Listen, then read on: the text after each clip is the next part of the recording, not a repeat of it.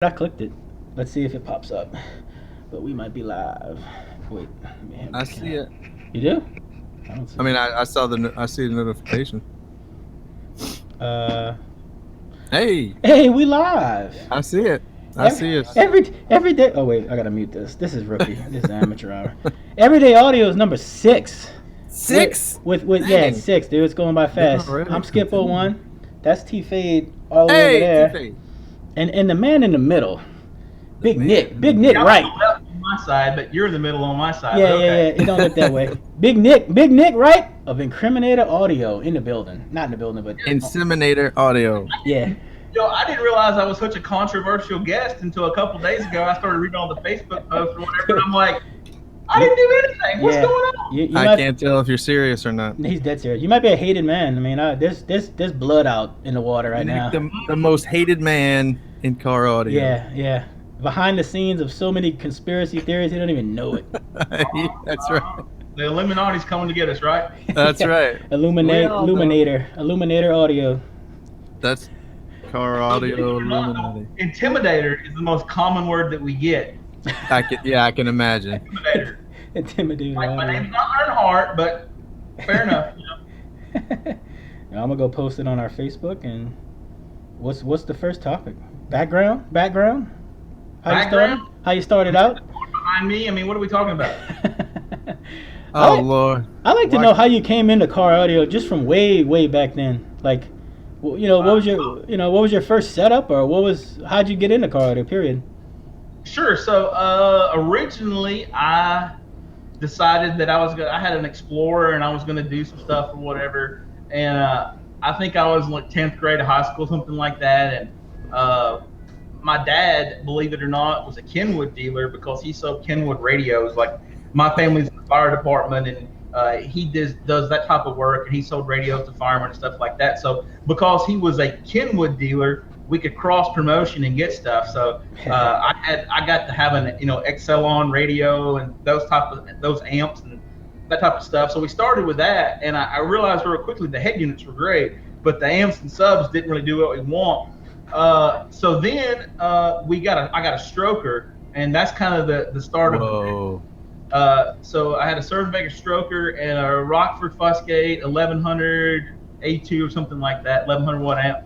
And that's when it really started. And it just so happens, you mentioned it a while back that talking about Steve Cook and the SQ game and all that. So Steve Cook, his shop is actually 8 miles from my shop. No kidding. Yeah, so he's right down the street. So I mean, me and him talk on the phone and hang out and all that. He's literally like 10 minutes away. So he never replied to my message, so hit him up. I'll call him for you. We'll get it worked out. Appreciate that. But anyway, Skip is gonna hate having him on. He's gonna be nerd hour.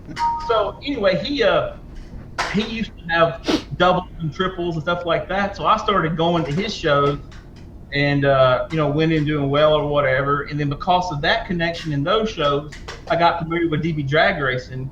And then from there, we decided to go to Daytona because Daytona was the kickoff show. And I actually ran into an extreme competitor back in the day named Paul Nelson. And I don't know if it was just fate or dumb luck or what happened, but I got with that guy accidentally because he kept tearing up his woofers and stuff. And, so I helped him recone them and get his car together for the show and all that. And it all worked out. And I'm a big kidder. I make all kind of jokes and say all kind of stuff. And, I was basically aggravating Paul, and I was like, this is so easy. Anybody, I can't believe you didn't make these woofers work. I'll put them together for you in 10 minutes. And this Masonic trailer back in the day with an epoxy gun or whatever. And he literally was just jokingly, it was like, well, if it's so easy, you do it. Yeah. And sure. I was just like, all right. Bet.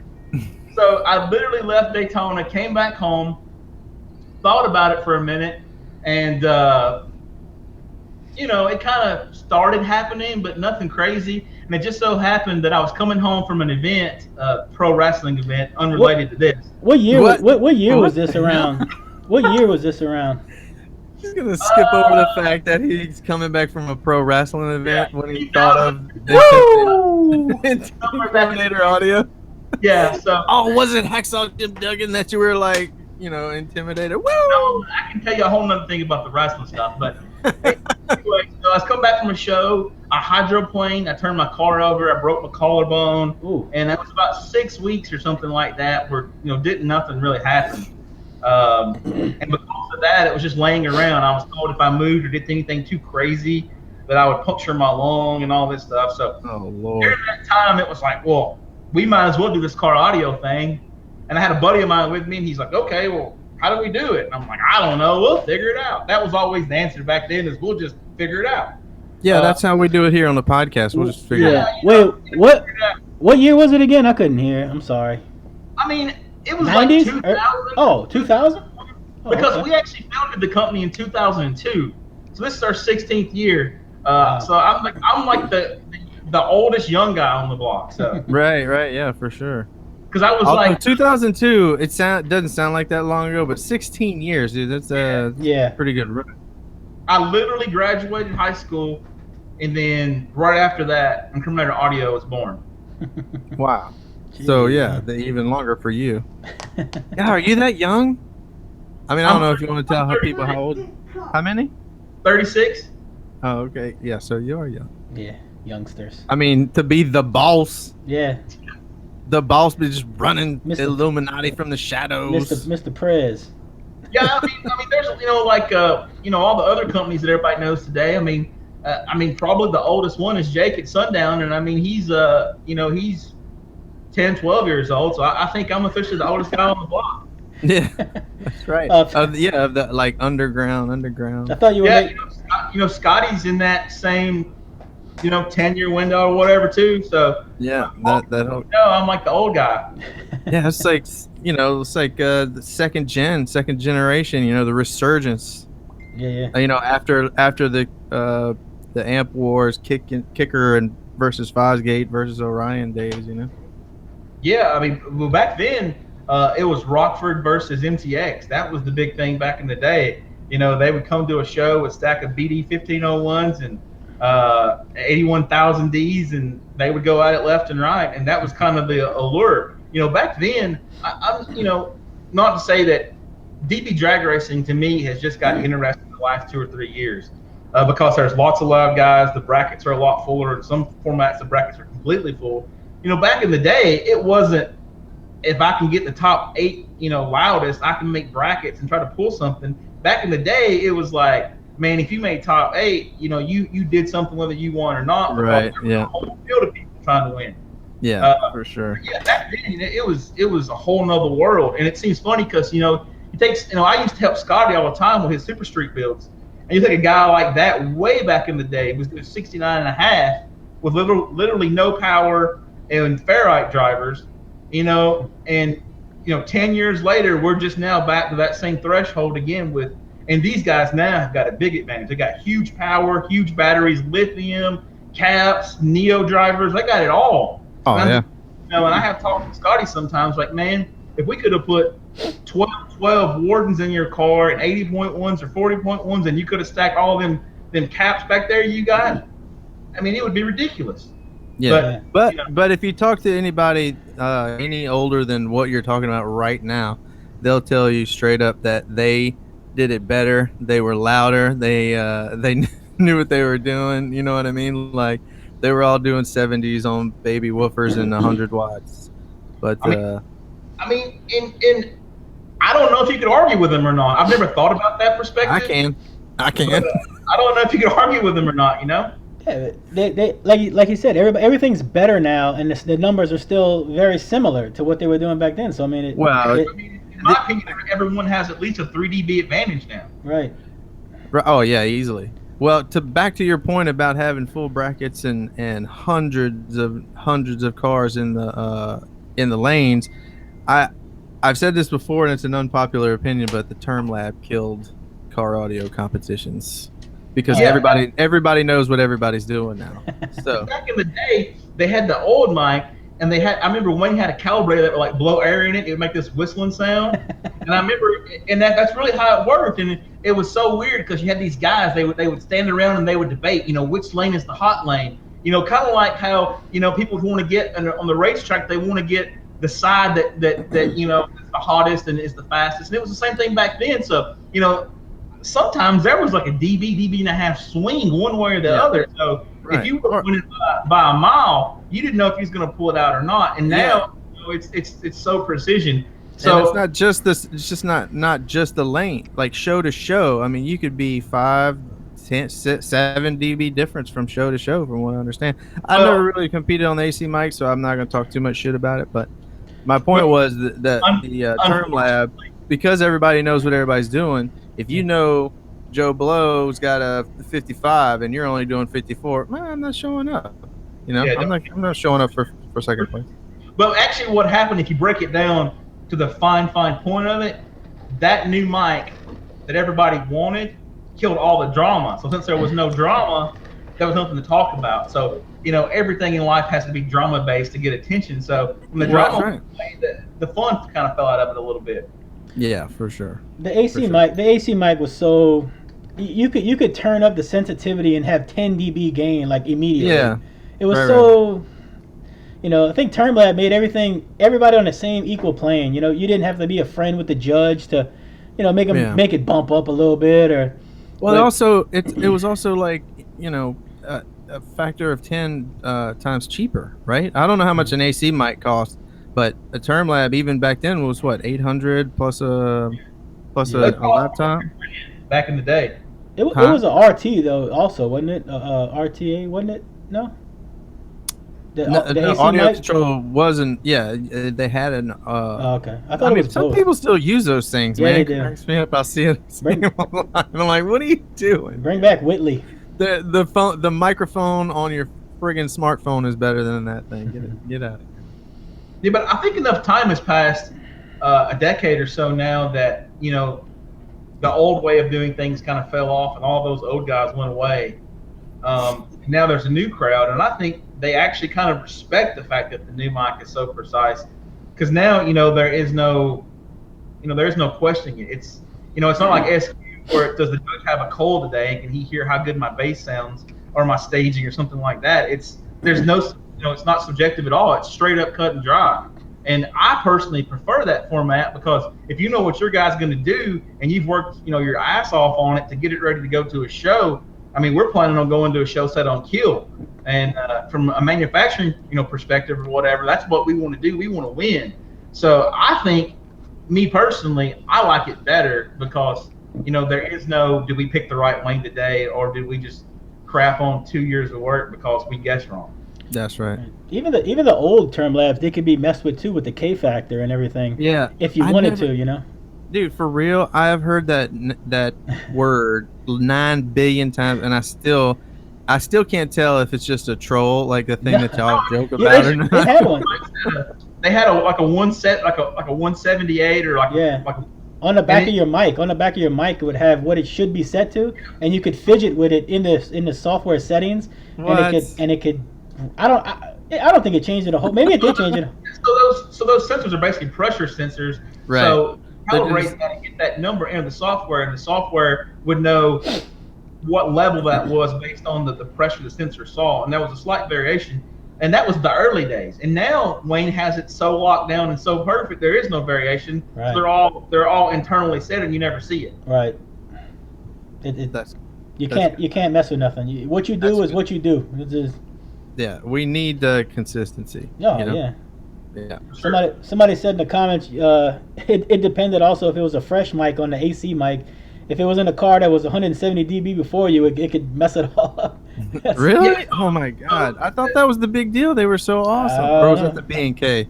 So like the big triples and stuff like that, if a loud guy ran, then they would automatically pull the mic out, recalibrate it, and put it back in the car. Because if not, if you could get 3 or 4 runs on it, somebody in front of you, then yeah, you were going to break it off for sure. Like loosen it up. That's it. Hey, loosen up my mic for me. Break it in a little bit. Yeah, break it in a little bit. Hey, you ever? You're from the South, right? We're from down here in Alabama. Yeah, I like the way you were from though. It's basically South Tennessee though. It's way up there. I mean, honestly, I wore my Tigers hat just for you. Just for you. Yeah, I got it. We're about 10 miles from the Tennessee state line, so we're up there, and we're probably like 30 miles from the Mississippi state line. So we're up in the the northwest corner. Mm-hmm. Cause I was thinking about me and Taylor taking a trip up there, but I was like, oh my god. Oh yeah, that's got to happen. No, look at it. We'll swing over to D-Low and hit linear power, and then we'll zip on over. Do an audio. Incriminator. Yeah. Just come down in April for Triple Fest. We have a show down the street here, about 30 minutes for our big, all of our triples we have. Just come and party with everybody else. We've got to start doing that. I need to start going to more shows instead of the same 3 or 4 I do every year. Blah blah blah. I mean, like even slam stuff. Like I'm just gonna fly. Like you know what? I don't need to bring my car out there. Yeah. Skip next year. You and me slam. Dude, I'm going. Let's go. All right, we're gonna do a live podcast. Everybody pencil us in for slam next year. Yeah. Donate. And the Sundown Show. Donate. Yeah. I just got. Yeah, please click the link below or over here. Yeah. Somebody donate somewhere and send us to slam. Just give me $1. Right. I just got back from the Sundown Show, so I've been kidding those guys, telling them that I'm going to come to their show, so they have to come to my show. So sure enough, I've been to 3 of their shows now, and I've only had 1, so they had to come to mine in return. So so they owe me again for this coming year. Yeah. Jared Gibson came down to scraping one time, dude. That was awesome. He'll never come back because it was miserable hot. It is miserable hot. His score was down a little bit too. Yeah, I don't think people are prepared for the heat. They don't understand that. All the northern guys doing the high scores. You come down here with like 100% humidity and 95 degrees. They're like, oh, it's so hot, it's slam. No, you don't know how. Come to scraping on this friggin' asphalt in 182-degree heat. Yeah. So I actually went down there once or twice and stayed at the Bow Lodge or whatever it was. Yeah. I remember it was so hot. It was like ridiculous hot. And I remember standing around and I was just drenched wet. It was terrible. And I remember it started to cloud up a little bit. And I thought, the humidity's bad in Alabama, but it's nowhere near as bad as it is there. So I remember thinking, okay, well, it's going to rain and it's going to cool off. And I remember this guy come running up beside me, and he's like almost cussing the sky. And I didn't know what he was doing. And I'm like, this guy's drunk or he's lost his mind or something. And he's like, please, God, don't let it rain. Don't let it rain. And it started raining, and it immediately cooled off like 10 degrees. And I'm like, this guy's out of his mind. It was like 105 degrees to like 90. But then, in like 10 seconds, and then it rained for like 3 minutes. And then when the rain quit, the steam from hell came out of nowhere. And it went up like to 100,000 degrees. And I'm like, okay, so the drunk guy over here knows what he's talking about. Yeah, he's been here before. You can see it. It's just seeping out of the ground like just... Yeah, we were on asphalt or something, and it was just like it looked like pyro smoke coming out of the ground from a fog machine or something. It's terrible. There's no hiding from it either. No, it's miserable. No. That's why there's like everyone's lined up inside the Coliseum in the AC just to catch a break for just a minute, But I just stay drunk the whole weekend, and that way I don't notice. He sweats liquor. That's how I do it. But anyway, I asked about being from the South because I don't know if USAC was still a Southern thing or not, and how they used to do it with you had to do SPL install and SQ at the same. That was your thing. Yeah, they weren't separated at the time. I don't know how DB Drag did it back in the day, how you were talking about it, but I was going to get your thoughts on that and whether or not they should keep it that way or bring that back or keep it separated like they are or what.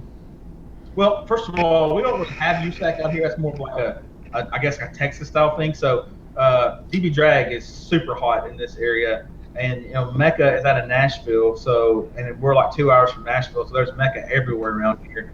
And then Iasca's down in Florida, so we're pretty much encased with those 3. So if you people essentially call it the Big 4 because they're the biggest 4 organizations, but if you live in my area, it's really the Big 3, and that's not a knock at USAC. It's just they're not, there's nobody. No, they've ostracized themselves. They've excluded themselves because they refuse to go outside of their comfort zone and go to unified finals because 1 or 2 competitors that are from Texas will get butthurt that they have to drive more than 5 minutes to get to the stinking finals. Right. I mean, but I hear you. No, but I mean, the whole concept you're talking about back in the day was probably a good concept, but I think most like anything else, they have to change things up in order to survive. People are essentially lazy and it's too much work and all that. So you got these guys that want to do their niche or whatever, and they want to be the loudest in music or the loudest burp guy or whatever. So I mean, I think there's kind of a thing for it. I mean, I'm essentially a burp guy, and I mean, I like music as well too. We got like Bo Boren that plays. He does like 65s or whatever playing music. And all that stuff's fun because to me that's essentially SPL. He was a burp. He was just a burp only guy for a while though. Yeah, he used to be. So yeah, now he's in like middleweight and he's killing it. So he's also one of the very, very few that can claim a 70, right? And with all IA stuff. Yeah, he had an extreme car back in the day. That silver one? That silver, what was it, like a Toyota or something? No, that van with the fourth order. No, but he used to have like he did a 70. But he used to have like a SUV looking thing, didn't he? Yeah, he had the Astrolite or whatever it was and all that type of stuff. Yeah. But Bo's pretty crazy guy. He so back in the day we had the original 20.1s, and I talked to him one day and he told me that the 20.1s were making just absolutely astronomical amounts of power. And I was like, because back then, we really only set the low voltage side. And I had them set super low. They were 6.8 volts, so they could play all the way down to 6.8 volts. But that's what I'm talking about. Set the top side just because, I didn't really see a need in it. But Bo had went and he had 12-volt car batteries, and then he had got like 8-volt lawnmower batteries. So he was burping 20.1s on like 22 or 23 volts. And they were making crazy power, and I was just like, "Why?" But yeah, Bo did lots of interesting things back in the day, and there's a lot of people, I mean a lot of people that think the original 20.1 was God's gift to car audio. The two guys on this podcast I need some old new dead stock. Dude, can you just like reach back in the archives and grab that thing and like re-release it? Call it the Everyday Audio's version, or like. Yeah. Well, let me ask you, why do you guys think it was that good? Because from a specification point and what we do now, my perception of it is, way back in the day, they didn't have high quality amps like we have now, so it kind of stuck out from the difference. I don't know if that amp would be in today's market, it would be all that for sure, because back in the day when we're competing, we were kind of like one of the first boutique brands. So when you have an 1800 watt amp that does way more than that, and everybody else has got 1200 watt amps or 1500 watt amps, that amp does crazy power. It was kind of it had its own first niche before like Maxsonic came along and started doing the Goliath and all that. It was kind of in its own window of time. So I don't know if, the product was great, don't get me wrong, but I just don't know if maybe because of that special window in time that it had, its perception is a little higher than what it really should be. Maybe. I mean, perhaps it got some mystique around doing, above rated, especially since we're down here in USAC, or over here in USAC country, and we needed quote unquote cheater amps. But for me, it was because the thing was a tank. You couldn't kill it. Kill it. Yeah. So I actually got to witness a lot of that crazy. So our team captain now, his name is David Montgomery. He oversees the competition team, and he was a Street Max 1-2 competitor. And we went to a show in Georgia, and they got him to death match it. And he actually, back in the day, you only could have one battery in Street Max. So he's running like 4. Yeah, we talked about Street Max with Jay Home. Yeah, that's a crazy. Yeah, so he only had 4. He had 4 amps and 1 battery. And I remember sitting back there watching the amps play, and I remember getting down to like 7.2 volts, and he's looking at me like, I'm like, at 6.8, it's over. And and he just looked at me, and he just turned the amps off, turned them back on, and started playing again. And I think he actually won that death match. And we opened the door, and the coils are broken and everything. And he's like, and he's the guy that started the whole 20.1s ain't no joke. Yeah. So, But yeah, you definitely need to re-release. I mean, seriously, like down to the same caps that you use, and for sure the same heat sink because I loved the look of the old one. Just make the old amp and put the new logo on it. No, I was about to say I need the old logo too. I want the old like sheriff badge or whatever that was. No, yeah, I'm telling you, every single thing about it. I love the new. I love the new logo also, but the old was just like it was just solid. So you just want like straight up retro. Yeah. Retro, yeah, for sure. Nasty looking blue and black, crazy spiral looking boxes they came in and everything. Yeah, all that. All of it. The gold. We got to have it. The people demand it. Back in the day, you know, we were pretty good at engineering, but graphics not so much. Speaking of engineering, what is your background? Do you have an engineering background, or like formal education, or? I come from a network background, so the IT type of world. Come on, buddy, let me change your diaper. Come on. So no formal, electrical engineering education. Nope. No. Figure it out as you go, huh, Cuz? Figure it out as you go. Yep. Sometimes that's the best way to do it. Yeah. What are you gonna do? You know, I think sometimes if you have and not knocking people with formal educations, but I think a trial and error works out really well. And I think if you're kind of and you have a formal education, you kind of get stuck inside of this box where the teacher or your professor told you this is how it's done and this is how it happened. It has to be.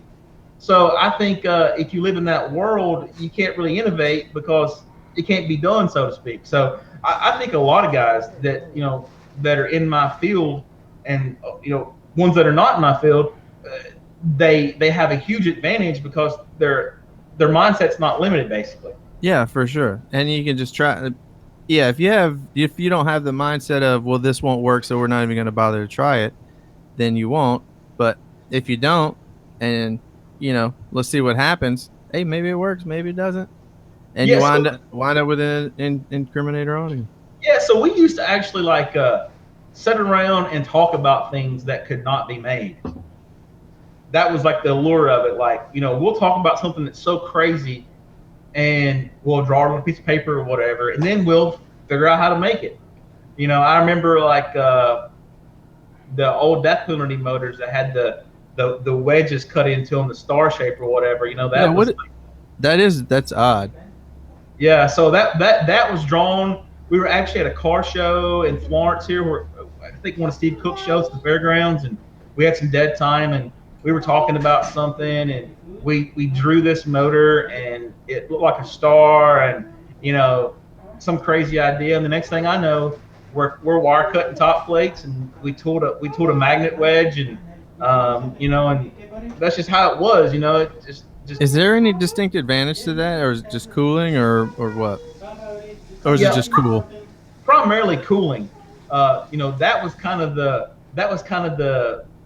Well, I don't know. See, that model was the 2010 model. So that model probably banked off the Warden because the Warden was the column-based thing, and we saw how well that cooled. So it was probably just a way to make a column-based ferrite that would cool, really well too. So it was probably just piggy banking off that, if I had to guess. I really don't remember because that's 8 years ago, 9 years ago now. But something like that. What for sure. What were the first? What were your first products? Like which ones? Like when you came back from a wrestling match and you said, okay, Incriminator is born. What are we gonna make? We're gonna make 20.1 and a triangle shaped subwoofer. No, the actual original products that we had a death penalty 12 and a 15, and they actually came in dual and they came in quads because that was before quads were outlawed. So we had those, and then we had the lethal injection, which came in 10 and 12s. Dual 2s, dual 4s, and we had the 187, which was the entry stamp basket that came in 10 and 12. So originally we had 6 offerings is the beginning of it. And then, it's like anything else. Once you have something, the subs work great, this works great. Well, why don't you have an amp? Then you get an amp. An amp for the subs, then it's like, well, that's cool. Well, if we only had a matching 4-channel, so we could hook these up to our amps in the back, and then you get a 4-channel. Well, if we have components, it's just a spiraling effect from one thing to the other. But so the 20.1 was the first amplifier that came out, and that amp, is definitely the oldest. So it gets a lot of recognition as being the first one as well. So when did you get the idea to just stack two 20.1s into a single case and call it the new 40.1? Oh man, I wish it was that easy.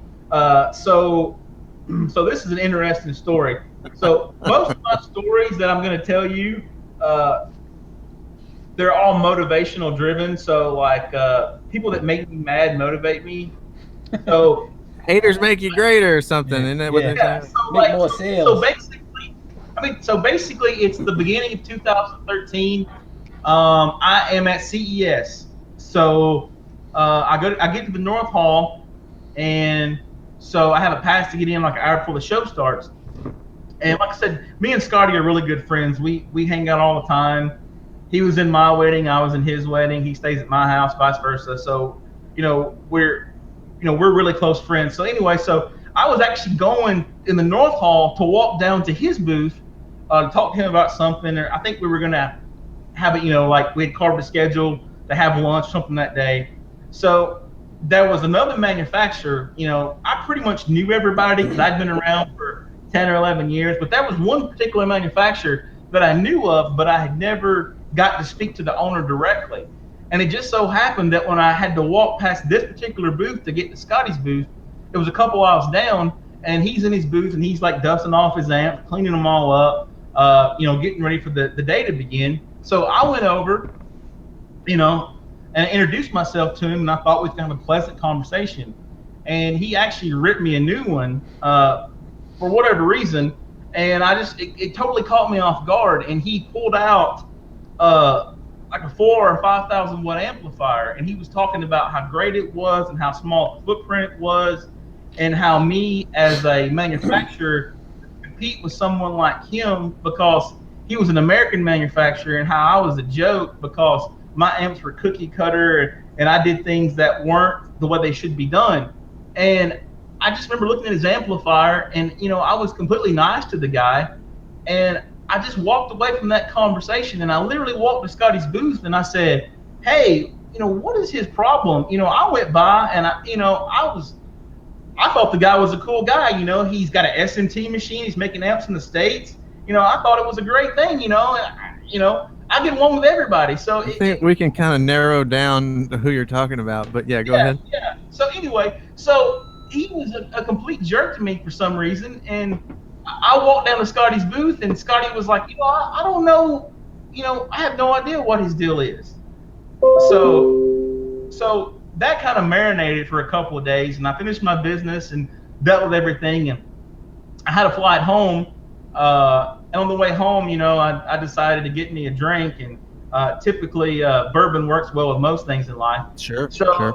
on the way home in the airplane, I was like, I'm gonna have to do something about this guy. It's not so much it's him; it's just it ate me away internally that he thought I was beneath him for some reason. Right. So basically, I said, what am I going to do about it? That's always the answer. Like, what are we going to do about it? So, and his big push with that conversation was the footprint, how small this unit was, and how much power it could deliver in the package it was. Right. So I just said, okay, well, if we're going to have to compete with him, even though we don't compete, I'm going to have to beat him. So the whole split force idea came about. So I decided to make the amp taller because I wanted to be able to have everything, like everything that we had done competition wise that I hated, like in Scotty's van and other competitors' vans. I wanted to put it all in one amp. I wanted to have onboard voltage display, so you're not back there with a flute trying to see what your voltage is. I wanted to have power protect indicators. I wanted to have a remote plug so you can have power and protect on your podium, so you're not looking in the back of an Astro van seeing if they're all on. I wanted segmented power and grounds, not interlooping. So I wanted 4-gauge inputs, so you're not trying to splice wire. Everything that I hated about what we had, I said, we're going to fix all of this. So, and the 40.1, we made the heat sink for it. We made one board wider than the other one so that we could have the FETs on two different planes. We put an internal heat sink inside to basically separate them. It has a fan that blows on that. We got a push-pull system. So, it was going to be done. So, and at the time, we only had intended to make the 40 But because we made so many parts for that, I was like, we can have a 60 or an 80 or whatever. So I never will forget. We got, so I don't know if you guys know about how long it takes to do something in this world, but so we started in 2 years, probably. No, we started this project in like the end of January, like 2 weeks after CES. I literally did not see my girlfriend, who's now my wife, for almost 3 months. I literally beat my head against the wall with the intent to take this guy out. So basically, so from January to about April or so, when April came, the first prototype 40.1 with split force was ready to go. And we actually started production on them the middle of that year. So less than 6 months, we had them rolling. We applied for a patent or whatever. We made a split force logo to go on them and everything. And I never will forget, one of the greatest days was being, I don't know if it was like Huntsville or somewhere like that, or wherever World Finals was, and walking past him and pulling my shirt sleeve right in his face and showing him split force. Walk by him. And I said, it's so tiny. It's so tiny. Well, speaking of, I don't know how many people watching, listening, whatever, have ever seen a 40.1, the split force 40.1 in person, but it is tiny, dude. Like it's like shockingly small. Well, the footprint anyway. I mean, it's taller than what you're gonna think, but it is tiny. Yeah, it's like 14 inches long. But the cool thing about it is, it was made from the perspective of, if you had an Astro van per se, and you had these big surfboard amps, you only could fit a handful of them back there because they're 40 inches long. But you could stack 40s for days, because everybody has got 2 inches of height to work with. Yeah. But don't everybody have 40 width to work with. That's right. So I mean, they work out really, really well. And basically all the SPL problems kind of came and went, so to speak, from having that new design. But a lot of people still think it's like 2 boards in one case or whatever. But yeah, they do. You can quickly debunk that illusion when you go, well, that's cool, but it's not that way. If you don't believe me, you can strap them. Hate is the greatest motivator. You can they have a like that mirror technology or something too, right? Where you can run like 185 amps from one or something like that. The idea behind that is you basically, when you strap 2 amplifiers together, you basically, customers think they're actually parallel in the connections, but it actually throws the second amp out of phase. So you're actually seriesing them to get the voltage up. So from the output perspective, they're series together, and then it's flipped out of phase on the input side, and then the master controls the settings on the slave. So the theory was, why don't we just have the master control the settings in the game without strapping them, so you could have them individually running power, but you get the effect of not having to run 1,000 RCA cable. Right. Yeah, it's genius. Yeah. And that was the first time I've seen more than being able to control 2 or 3 amps from this single one. And then we had the 30.1, which is like, 30.1. Yeah, we have one of those now. It's been out for a year or so. It's actually a beast, and it's like it's like 3 or 4 inches shorter than a 40. What? it's like I think like 10 or 11 inches. What does that do? Is that a 3K? It's rated for 4,000. No kidding. Yeah, so that's we might need to talk. We might need to chat off air about one of these. Yeah, you can put those in CRXs in tiny little holes, but but people are like, well, the 30.1 is rated at 4,000, but the 40.1 is rated at 4,800. So the difference is the 30.1 is the low voltage version. I was actually just going to ask you that. What if you if you're ever going to concentrate on 12 volt? But I guess that answers my question. 30.1 and down are all optimized for 12 volts. So a 20.1 is an absolute beast on 12 volts. Oh, really? Because it used to be the high voltage thing. Mm-hmm. Yeah, well, I mean, and this is another thing too, like when I'm at the Sundown Show, for example, I talked to several manufacturers, including Jake, and I was telling him, I was like, there's no point of having high voltage amplifiers anymore. Like back in the day, there was an advantage because you needed the voltage and the power. Power was scarce, it was rare. So I was telling him, I was like, we as manufacturers should get, and he was saying, he was friends with J8B2 and all this. I'm like, it'd be great. We should just get an army of us to be like, hey, we don't need this anymore. We shouldn't have to have the low voltage, a high voltage, and all this stuff. Let's just have it where there's a cap on it, because, you can get an amp now that does 20,000 watts on 12 volts. So there's no advantage. And I talked to Scotty about it, and Scotty's take is he doesn't care, because all they're going to do is SPL competitors are just going to wire caps in a different, they're going to, one less cap in series or whatever. So it's a win-win for everybody to do away with it. Yeah, but, we talked about that on a previous episode that electrical has gotten so much better with caps and lithium, and I see no reason for high voltage anymore.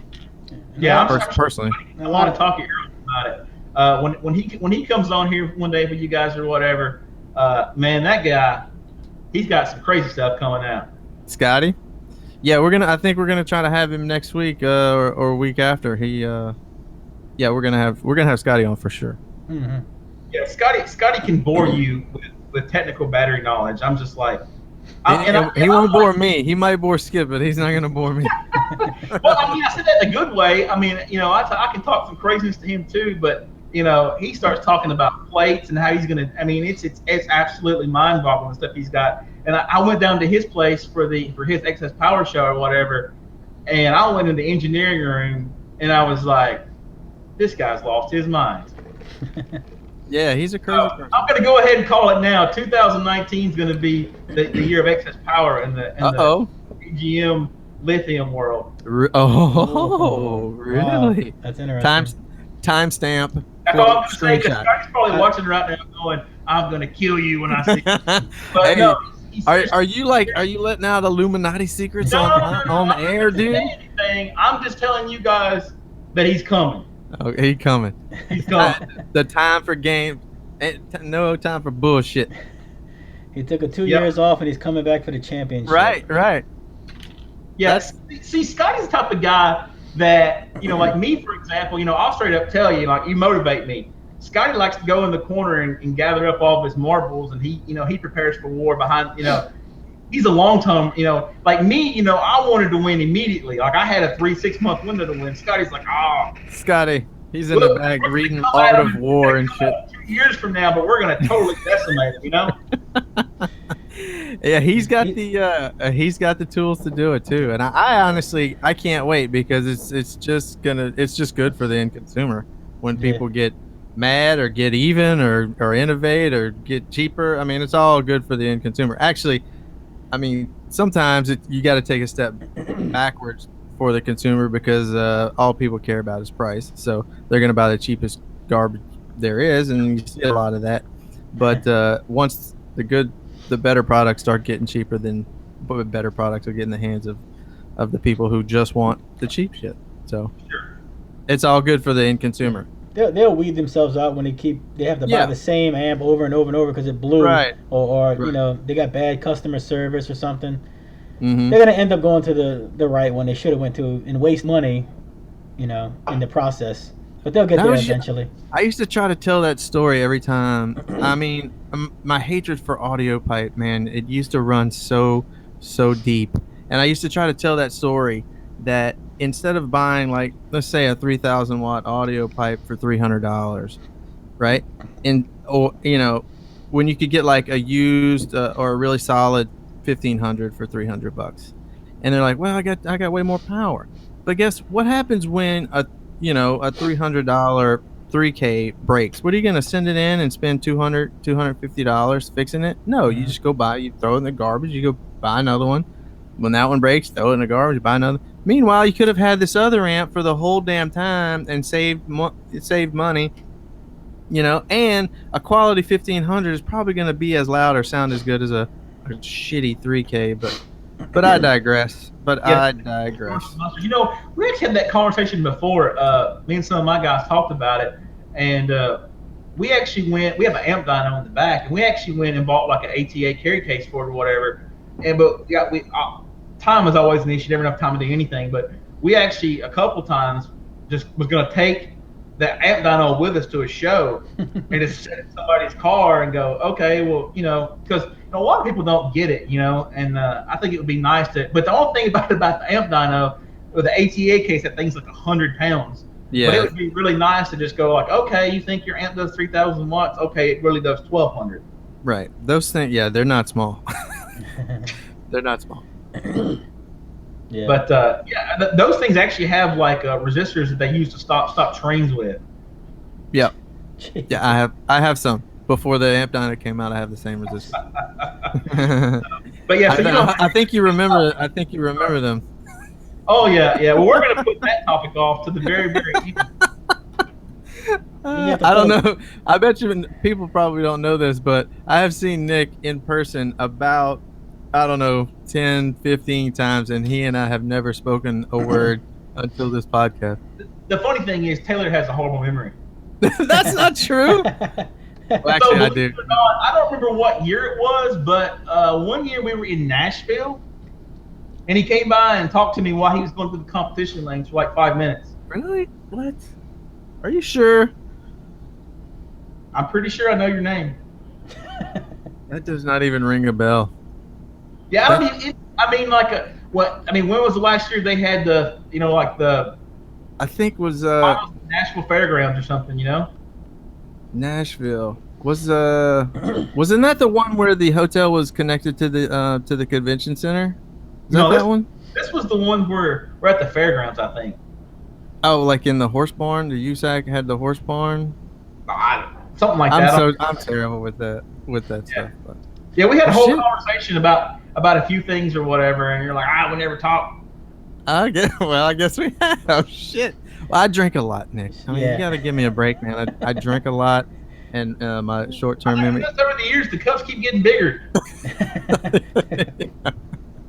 I've got I'm double fisting here. Oh my gosh! I had to bring a backup so I wouldn't have to go and refill in the middle of the show. Hour 2 is gonna be spicy.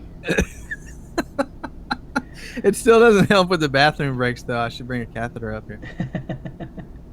Yeah, actually, the other day I was like going back, look at some of your videos, and I saw Jake's video was like 2 hours and 12 minutes, and I saw Jay's video was like 2 hours and something, and I'm like, man, I'm gonna have to go pee before we get this far. Yeah, it happens. I think Derek's was the longest. Big D. Yeah, it was. I don't know, what was that about? I don't know. That was me, and that was me. Oh yeah, that was you and your Orion. It's a Brazilian, Derek. You hear me? Yeah, I don't know if you saw that one, but I kind of went off. Yeah, I went off the rails on the Big D show. Yeah, calling people out. That is. What are you gonna do? Yeah. So Nick, what? I think everybody, well, not everybody, but a lot of guys know that you do a lot of OEM work for other people. What exactly, without getting into too much detail or getting anybody in trouble, what does that entail? You just have your guys in the back putting shit together for people? You do design work? What do you do? I mean, we're basically a one-stop shop for everything. So you need woofers built, you need amps, you need anything you need car audio related, we pretty much will do it. We already have the resources and everything in place. And we bring a lot of value to people that, car audio is very hard in terms of getting everything needs to be a certain way, and getting the right parts and the right this and the right that. So we try to help people in terms of doing a lot of the back end work for them, because we already have those resources, so they can concentrate on promoting and running their business the right way, so to speak. So and I kind of got into that business as kind of was something that happened unintentional, to be honest with you. We go to shows or something, we take glue and recon parts and whatever to help our team guys or whatever, but it's not uncommon for us to help somebody else or something like that. So, I mean, we help everybody for the most part. So we started getting asked, hey, would you be interested in this or whatever?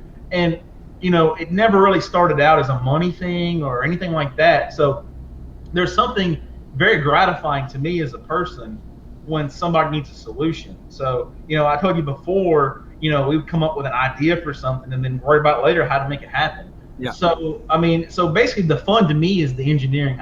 I don't really get too much into the product after it's been developed and we're producing it or whatever, because I don't want to say the fun's gone, but the it's kind of like, being a high school kid and chasing after the hot girl. You just want to get, you want to win. And as you can tell from the conversation, I'm a very competitive person. So I like to do things, I like to do things that are correctly and do things that are right, and then have some integrity and everything. But it's fun to people say, I need this. I need it to be this way, this.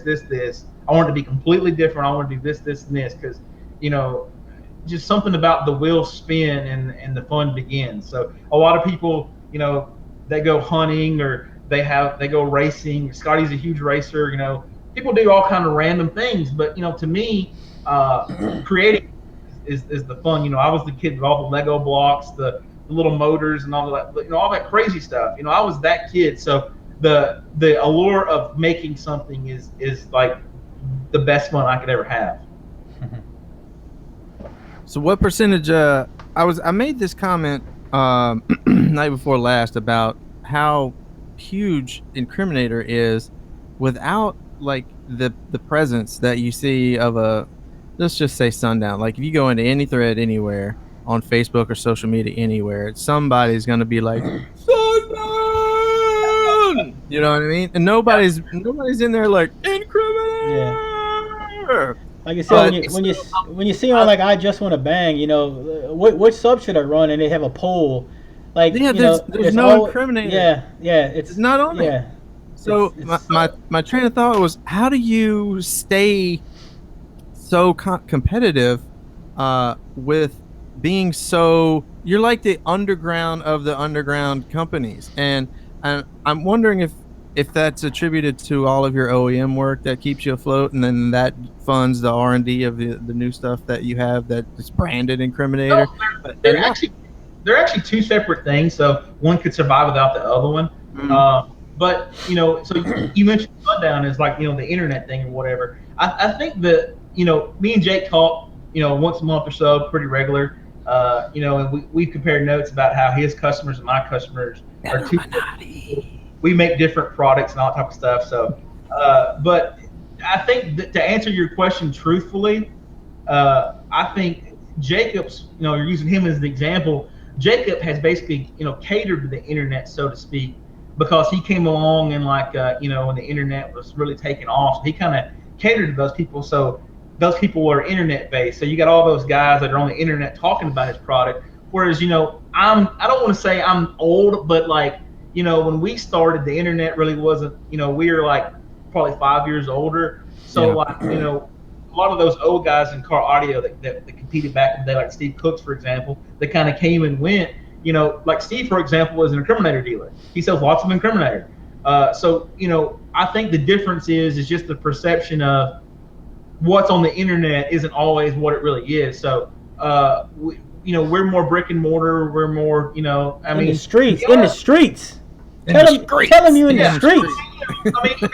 We do have like Sound Solution Audio and Down for Sound. JP sells our stuff, so we do get some exposure through that or whatever. But Jonathan Price sells Incriminator. Yeah, for sure. Believe it or not, he actually stayed with me at the Sundown show. Me and him like to hang out too as well, and I pretty much know everybody in car audio. Yes, we know Nick. So me and him hung out or whatever, and we actually scheduled our flights to come in and out at the same time so we could get to hang out and all that. So he sells our stuff and everything. And Jacob is he's online 23.9 hours a day, dude. Honestly, no, I mean I'm kidding, because if you're friends with him on Facebook, you see he spends a lot of time with his family, but he is online like all the time, man. Seriously, and that's his thing. So that's his online presence. On the other hand, in these streets. Yeah, he's in the streets.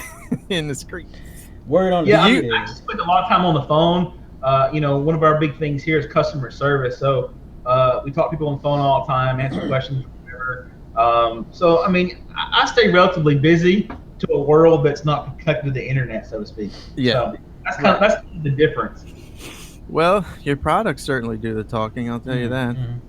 What do you got coming out this year? You got anything new coming? We got a handful of new things that we're working on. So about 2 or 3 weeks ago, we got the final letter of allowance for Split Force. So the patent finally came through after them teasing me for 6 or 8 months, because they told me about 6 or 8 months ago that it was a done deal. Then they found another problem with it. We had to overcome that objection. So we finally got that done, and now that that's kind of in the works or whatever, in the last couple of weeks, probably I was gonna say since probably beginning of the year after CES. CES for some reason really motivates me. those big shows really get me pumped up. But I foresee, yes, and I kind of knew that the split force thing was about to happen. So I'm like, we were always kind of cutting edge on everything, and for some reason, the perception of Incriminator is we make amps.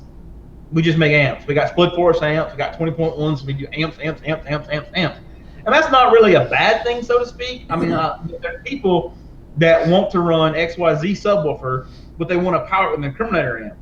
And that kind of irks me a little bit. So I'm like, we're gonna have to come out with some new stuff in terms of motors and that type of thing. So a lot of the focus for 2019 is going to be subwoofers. Well, I mean, you're definitely known for two subs. One is like a sound quality sub, and then the other one is like the Warden, which most people, are just gonna write off immediately as a SPL sub or whatever it is.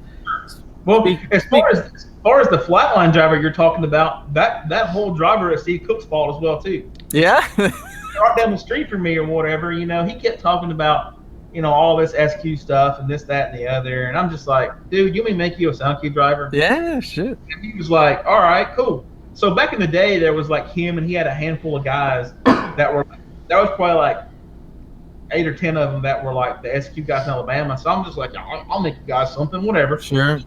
And I never will forget, we dropped the first prototype in, and they're like, it sounds good, and we like it, but it doesn't play low enough.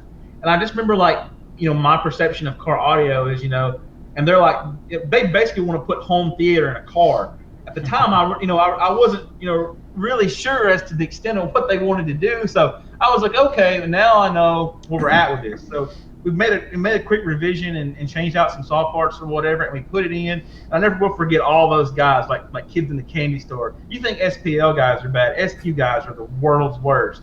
And I never will forget, the only question they wanted to ask me after that driver was ready to go was, okay, perception is a big thing in car audio. And I was like, okay. They're like, Incriminator is an SPL brand. We're going to get our ass handed to us if we go to a show of this stuff. So we need to go with these drivers with blank dust caps on them. Right. After we kind of migrate them in and they hear them and they don't know, and we get our scorecard and all that, then we'll tell the judge. So they actually built a bunch of flat lines with blank dust caps on them, and I never will remember sitting home or whatever and hearing about they all went to mecha shows and just whooped everybody on sub bass or whatever. And I was like, okay, cool. So can we put dust caps on them now? Right, So we can get please. some brand recognition? That's a big misconception that people think that goes on still. Somebody's volume's up. But yeah, people think that happens, like the grills on your speakers up front and the subwoofer dust caps, and like, I mean, it's human nature to be biased one way or the other, and even if you say that you're not, sometimes a judge is going to be like, well, hey, I like that brand too, and I see that you're running it, so you're going to get an extra couple of points on the scorecard.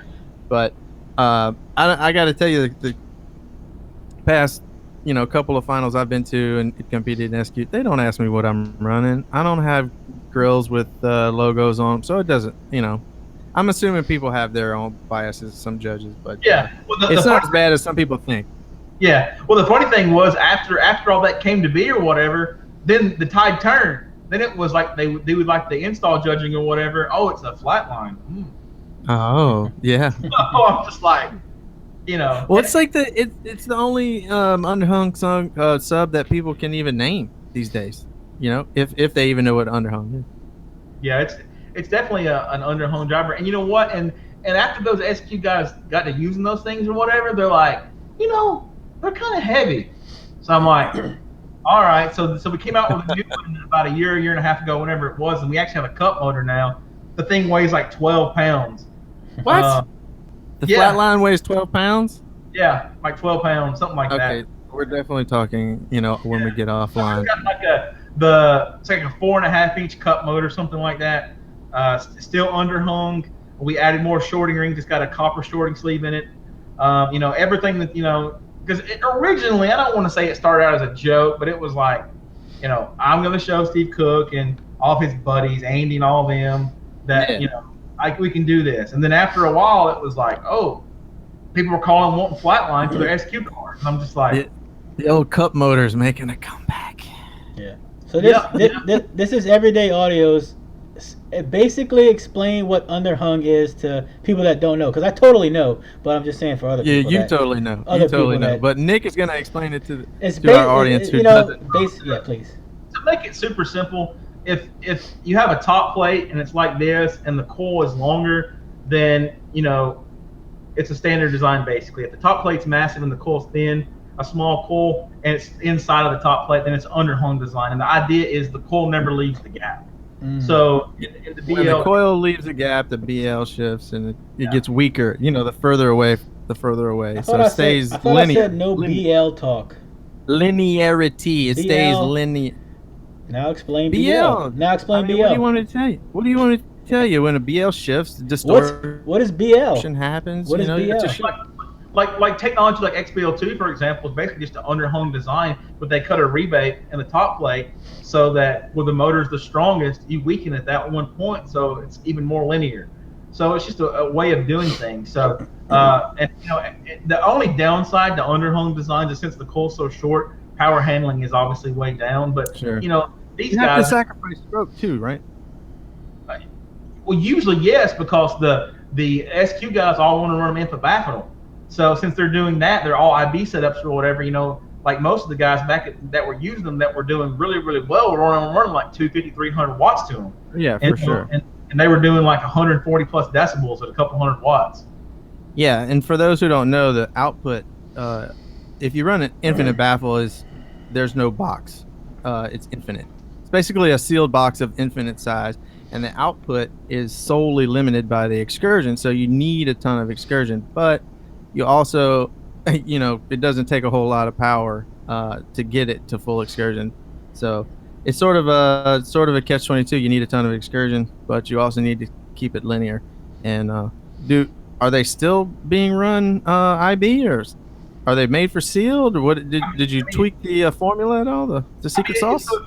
If you get them from us, they typically come in the standard package, which means they're made for sealed or ported applications. But we do have an IB tweak for them that makes the suspension a little bit differently, so they can play an infinite baffle. Yeah. But most of the time, if you would call in and you buy a flat line, it's going to be the standard version. But the SQ guys will request the IB version, so we make them a little bit differently. But overall, What is the linear stroke on that thing? Do you remember off the top of your head? I want to say it was like I think it's 18 millimeters. Yeah. Yeah, that's what I was going to say. What about the Warden? I hear from certain people that the Warden is actually louder than a DDZ. How do people not know this? Actually, I shouldn't say louder because that's actually going to be case by case scenario. Let's say stronger.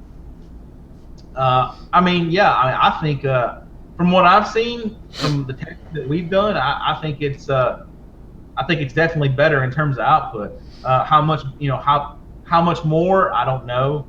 But it definitely seems to, be the talk of the town these days. Yeah, I definitely need to get my hands on one, and I'm wondering if you and Jacob can still be friends if I test them head to head. What do you think about it? The funniest thing is you could buy a Sundown Compact Neo and a Warden R3 or whatever, and me and him wouldn't probably give a crap whichever one of them won. That's bullshit. y'all be smoking cigars, drinking whiskey, and y'all get a fist fight. No, we wouldn't care, because the thing about it is whoever wound up losing, that guy would have more motivation to win the next round. So what you're saying is me doing that test will actually be better for both of y'all's companies and the rest of the car audio community. All right, okay. We're assuming that it's a valid test, Oh shit. Dropping bombs on them. Bias. Nut hugger. Well, we said we weren't getting into that until the third hour. I might need a refill before. Put the teaser out there for right now, So you had the Flatline, one of the best SQ subs that are out there, period, especially if Steve Cook says it is, because trust me when I tell you, if Steve Cook puts his stamp on it, it is golden. For those who don't know, and Skip still has no idea who Steve Cook is. By the way, he imploded a window. That's all I got. When are you gonna make the components to go with it, cuz? He makes me look young. Say what? The greatest thing about Steve Cook is he makes me look young. Oh yeah? Is he an old school? I was gonna say old fart, but old school. He was old when I started. Don't tell him I said that. He's probably watching the video. He's a bad man. He is a bad man. So speaking of Steve Cook, he actually is like an awesome fabricator. He can build anything, and he builds everything by hand. And I just saw him a couple of weeks ago, he finally bought a CNC machine. So I'm just like, if this guy can turn out this type of work building crap by hand, I can't imagine what he can do when a machine can cut it for him. Yeah, I see his work on on Facebook all the time. Yeah, this guy's got some skill. He's like, I just knocked these out in 5 minutes, and we're like, what the crap, dude? Yeah. Stuff like that scares me. It makes it look easy. Yeah. That's for sure. It's too much. It's too much for one man to have that much talent. Stop. You know what I mean? I'm tattling on. I just messaged him, told him you were old. Yeah. When I started. Let me go ahead and mute my cell phone so he doesn't call me. He's gonna go. Hey, if he calls in, put it on speakerphone. Yeah, you saying what? Hey, we're actually gonna work. We're working on being able to take live callers on the air. I don't know. I assume you saw that little exchange because we had somebody that was just dying to call in live and ask you some questions about some legal issues or some maybe you copying his amp or I'm not sure, I can't remember exactly what it was, but we're gonna get we're gonna get live callers just for that. Is he actually gonna call in? No, not right now. No, not yet. He can't do it. I wish we could. I honestly wish we could make that happen right now. The technology doesn't exist. I mean, I know he's watching. I think it would be great if he did call in because then he couldn't avoid me all the time. Hey, well, if you're watching, if you know who we're talking about, if you're watching, message me, and we'll do it that way. The funny thing though about that whole deal is, I didn't really have a problem with him, and for the most part, I really don't. The only thing that irked me about that whole situation is, so when he came out with that style amp, it has that look that looks like a split force amp, and I'm not going to say me and him were friends or anything like that, but we were mutual acquaintances, and believe it or not, he had an IT company at one time, and we used to buy telephones for our office and all kind of stuff like that. And for the most part, I don't really have a problem with him, but we've had several instant messenger conversations, and I basically just said, people are going to come to me and they're going to ask me, what is this? Was it a split force amp or whatever? And so we probably had 4 or 5 conversations in instant messenger where I just said, tell everybody what it is. Just say it's 2 boards in one case. Just clarify, and it's not a big deal because I don't want to have to field questions or talk about it or deal with it or whatever. So just take care of it. I think from a marketing perspective, he wanted the allure that it was something different and something unique because 2 boards in one case has been done many, many times. So I think he wanted something that he could market or whatever. And I'm just like, that's fine. I don't have a problem with that, but just say that it's not 1 amp and we're good. Yeah. And and this went on for a really long period of time. I don't know how long. I don't know, 6 months, 8 months, a year, whatever it was. And they come time to him release them, and I was just like, dude, And he eventually, I think, coined the whole stacks on stacks or whatever, and kind of clarified what he was doing. And it's just an unfortunate situation because I felt like I said, I don't want to say it ruined our friendship because we really weren't friends, but I try to get along with everybody and speak with everybody and everything. And it kind of sucked the fact that it came to that. Yeah. And I just felt like he was being dishonest with the customer. He was trying to mislead him or whatever. It was definitely misleading. Yeah, he was beating around the bush. And I'm not going to say that it was right or wrong because it definitely worked for getting the hype train going on that amp. And honestly, I mean, the numbers that I saw from it made a ton of power. Yeah, you're right. He was very, very. I don't want to say he hinted at the fact that it was like just like yours or a better version of a split force or whatever. however he was wording it at the time, and he rode that train for a long time before he finally just came out and was like, it's not the same, you know. Or no, I remember what he was saying. He was saying he doesn't have a leg to stand on if he sues me, because he was like playing you as the bad guy, you know, like trying to bully you. You were trying to bully him by shutting him down, and he doesn't have a leg to stand on. And I think the way that it came across was like his technology was better, so you can't sue him or something. You know what I mean? Yeah, well, and unfortunately, you know, I can overlook a lot of things in life, but when it comes to integrity, I'm not going to overlook that. And you know, he's made several comments about I threatened him and this, that, and the other. And when it comes right down to it, if you go to his website, he changed the wording and he clarified his position. So in my mind, he did back down. And for the most part, in my mind, because he, you know, he made it right, which is the good, honorable thing to do. You know, in my mind, it's over and done with. I wish the guy the absolute best of what he's got going on, but he likes to pop up and make comments and say things that don't make sense just because he's trying to poke and prod me. And he keeps saying things like, you make threats and you don't do anything. Well, I don't do anything because I don't have the damn certificate. It's going to be here in 3 weeks. Yeah. And he's going to poke and prod me then in 3 weeks. Well, he didn't. He's not infringing on your patent because it's just a stack of amps. But see, my lawyer thinks that because of the way we talk about the design and how the amps are configured and how the boards are configured, there could be some overlap there. So that's what we're going to do. That's the problem that we're getting into. And if he's going to make it a problem for me, then I'm going to have to make it a problem for him. The best possible course for both of us is him just to unblock me, be a man, and we both go on with our life, and you know, or he could just leave me alone, and you know, it's fine. I don't, like I said, I don't have any problem with the guy. I just wish that, you know, he wouldn't try to mislead people. If I was misleading people and saying things that weren't true, people would be coming at me out of the woodwork. Yeah. You know, I just think it's an unfortunate thing that could have been handled a lot better. And you know, and people think that you know, that I hate him, and he's constantly making me defend myself all the time.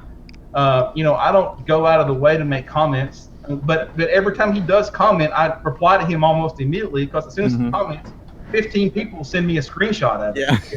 So, and it is what it is. Yeah, for sure. So okay, we'll put him on the top of the list of people who hate Nick Wright. I would like to talk about number 2 and talk about this feud with the Orion Army. What's this feud you got going with the Orion Army? I think that's pretty interesting about that scenario. So we get to Daytona this year, and I had, you know, a lot of my guys from the Florida area, and then the other half from South Alabama, Georgia. So like we turned out like, I don't know, like a dozen of us or whatever, and apparently they sponsored that show, so they were there.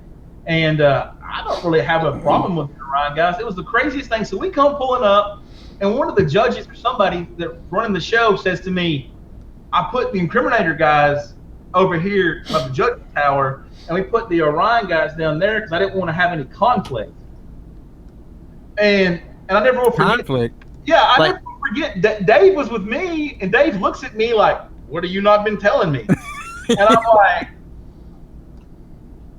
maybe I didn't know. Maybe we do have a problem. What's up? You know, so I was just sitting there looking around like, I don't. And then like, you know, so then we like go over and like talk to Danny Britton at the time. He was like the head guy, and he's just like talking to me and chatting, and they were unloading their van and everything. And then like we get back to the hotel the same night, and I run into the judge again, and he's like, oh, thank God there wasn't a problem today. And I'm like, there is so much like crap that goes on in my life, and half the time I'm absolutely clueless to the problem. It's insane. So let's say if you're 10 or 12 guys versus the Orion Army 10 or 12 guys, who's coming out like street battle? I'm not talking about in the lanes. I'm talking about like, you know, if we had to throw down. Them hands. Well, you know, I don't know about the overall thing, but I will tell you this. We have a guy on our team named Jimmy. And he's with Neil. They run the Super Street 5 Plus car or whatever. And I can tell Jimmy killed, and we put him out in the front, and he's going to take out half of them. What about a drinking contest? Who's going to win that one? Turn him loose. Incriminator is definitely winning the drinking contest versus the Orion Army. I don't think a chance. I mean, I could probably battle all of them straight up by myself. I don't know. But yeah, but there's been this whole 6 month to a year, conclusion that we're just out to get the Mariah guys or whatever. And I think car audio has to have drama for people to be entertained by it. So they just 100%. Yeah. So speaking of drama, I want your 100% honest opinion. Don't pull any punches here. What is your honest, uncensored opinion on the Orion HCCA sub? Well, I wish, to be honest with you, I wish they had better woofers, to be honest with you, because me too. Those guys have got tons of power that they show on their amp dynos and all the testing they do or whatever. If they had a woofer, they would have a chance. But from my perspective, I don't think unless we have a problem, I don't know if they can beat anybody legitimately heads up, because they're probably at a 3 or 4 dB disadvantage because they don't have enough motor force and they have so much moving mass. And that's not to say it's a bad thing. Their woofers are made for consumers to just absolutely beat the crap out of. I've seen those people put those things in cars and run tons of power to them or whatever, and they're just made not to break. And that's huge gap, huge coil. Yeah. So that's the market they come from, and that's the ultimate reason that companies like, I think, Kicker and Rockford and all those guys kind of just bailed out, because they had to make a special product to compete in the competition format. Back in the day when I was talking about the glory days of car audio, and it was MTX and Rockford and those guys, they didn't have any special product. They had 1,500 watt amps, and they would stick 1 billion of them in there, and that's how they got the power. When it came to the point of you had to have a special product to compete to win, that's when those guys went away, because it didn't make sense anymore. So I think that if the money and the marketing dollars they spent, they could apply them a little bit better way than the competition side, and they could have came out way better. But I mean, ultimately that's their decision, and that's what they want to do. But if we're playing poker and I've got a certain hand, I'm going to play the hand that's dealt to me in order to win. So I just think that they have really good intentions. I mean, they obviously are trying to do great customer support by coming to shows and all that, but it just seems like maybe a little bit misdirected. Yeah, a lot of people are saying that they have to be there so they can repair all their amps that blow on site. Noted. That's just what I heard. Just what I heard. I mean, tech support. That's right. So Incriminator doesn't have to be there because they don't need to recon and they don't need to repair amps. So Nick's just sitting back drinking whiskey back at the house while all those guys are crushing it in the lane. So. Well, I mean, we do really well, and we're fortunate, and things have been going well. Like I said, a lot of that is a person like Bo, for example, gets to go up there and he gets to run, 3 30-second averages or 3 1-minute rounds or whatever, and he's running, 10,000 plus watts a driver playing music. And is he bass boxing? Yeah. I mean, he does like 65 or something in middleweight, something absolutely ridiculous. And and he's just like killing everybody by a huge number, and and you basically get those 2 or 3 minutes of glory for 2 or 3 years of work. So it's bass boxing is awesome. Yeah, so I wish we had it here. It's great. So the new Warden R3s that everybody's running are doing well. We got guys like Gorman, for example. He's doing over a 70 in Super Street 3 to 4. Good grief. Yeah, so he's got a whole stack of 80.1s and running 418s, doing well. Is Craig Butler still running your amps? He's been doing a complete rebuild. I think he's going over to like 915 or something. He's a super competitive guy too, and he's trying to win at all costs as well. So yeah. When he was on top there for a couple years, he's I don't want to say he got complacent, but he was super happy. It feels good to be the man. But I think if you notice the life history of Craig Butler, it's like every 5 to 7 years he dips off the earth for a couple of years, then he comes back out of nowhere. Right. Building an extreme car is absolutely nightmare in my opinion. But if you follow Scott Van Ripper on Facebook, yeah. So all that stuff is crazy. But we got those guys, and then we got Neil and Jimmy that are they're doing like high 69s now, and their number is good. It could be a lot better, but they're battling the demons. When you cross that 67, 68 platform, it's almost impossible to keep a car together. So the Oh my God, yeah. Broncos falling apart, and they're just trying to keep it patched and put together. So I mean, we got a lot of guys that are doing huge numbers. Bo's doing huge. Neil and Jimmy Gorman, they're all doing well. We got a new no walk on the team this year. It's been a complete rebuild with a bunch of Wardens and 80s. So I mean, the team in general. I mean, there's 30 or 40 guys on our team now that are doing really really well. Yeah, a lot of old school guys on. No, I don't want. Oh, not old school, in a bad way, but you have a lot of old school guys on your team that have been in the lanes, been around a long time, tried a lot of different equipment, and they've stuck with you. That says a lot. So, like for example, like I think like in terms of like Gorman and like Bo and Neil and Jimmy and those type of guys, Neil is like the oldest member of DB Drag ever. He's like a 20+ year guy. So Neil Barber, you're talking about, right? For those who don't know. So for example, those guys, they all come from the golden days. We all have that mindset of you got to get in there and you got to get it done at all costs. There's no excuses. There's no whining. If you get beat, you get beat, and it's all your fault. And next year you're going to come back and be stronger than ever. So those 4 or so guys set kind of and Dave's the team captain, and he's the old school guy as well. So those guys kind of set and we got Willie as well, who do stuff as well. And those core 6 or 7 guys are kind of the old school mentality. And the great thing about it is those guys have been watering down their passion and their knowledge and the way we used to do things into my new guys. And my new guys, their whole perspective of car audio has changed, because we don't go in the lanes and we don't look at it as we're in lane A or lane 1 and we're going against lane 2 or lane B or whatever. We're going in it to win against us. And if we lose, then we didn't do enough to win. It's our problem. It's our fault. They didn't beat us. We just didn't bring our A game today. So going it with that mentality or whatever, if you win, then they're coming after you. You got motivation to keep going. If you lose, then you have that same motivation that, tomorrow's going to be another day. We're going to get it done next week. So, that mentality to me is great because everybody in, everything today is participation award. Everybody wins. Everybody does well. It's not how it works in the real world. So I like my guys because they keep it real, and and those guys are honest with me. If they say, hey, the Warden R3 or whatever is the beast, but it's 2020 or whatever it may be, and we're behind or we're not keeping up or whatever, then they're throwing the ball back in my court and saying, what are you going to do about it? So basically, the whole group is accountability. So I keep all those guys in check by making sure they're on their game, and they let me know if I'm slipping.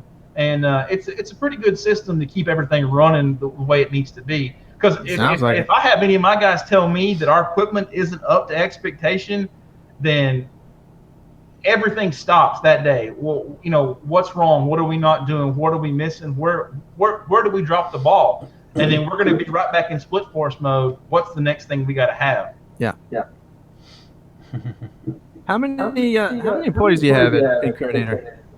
Like, give us an idea of the scope. How big is this? There's not a lot of us by any means. There's like about 5 or 6 people here, pretty much all times.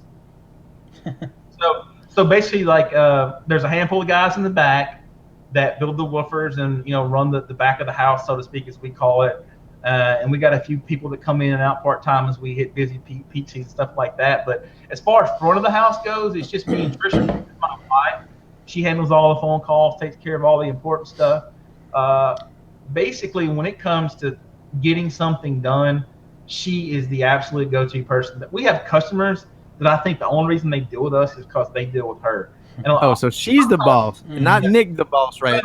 As far as customer service goes, she is on top of it. I mean, she is literally. It's pretty funny because she has some of these guys call sometimes and they don't want to speak to a woman because they think she doesn't understand or know or whatever. Funny because after they deal with her 3 or 4 times, some of them get to the point they don't even want to talk to me anymore because they won't talk to Trisha because Trisha's going to get it done.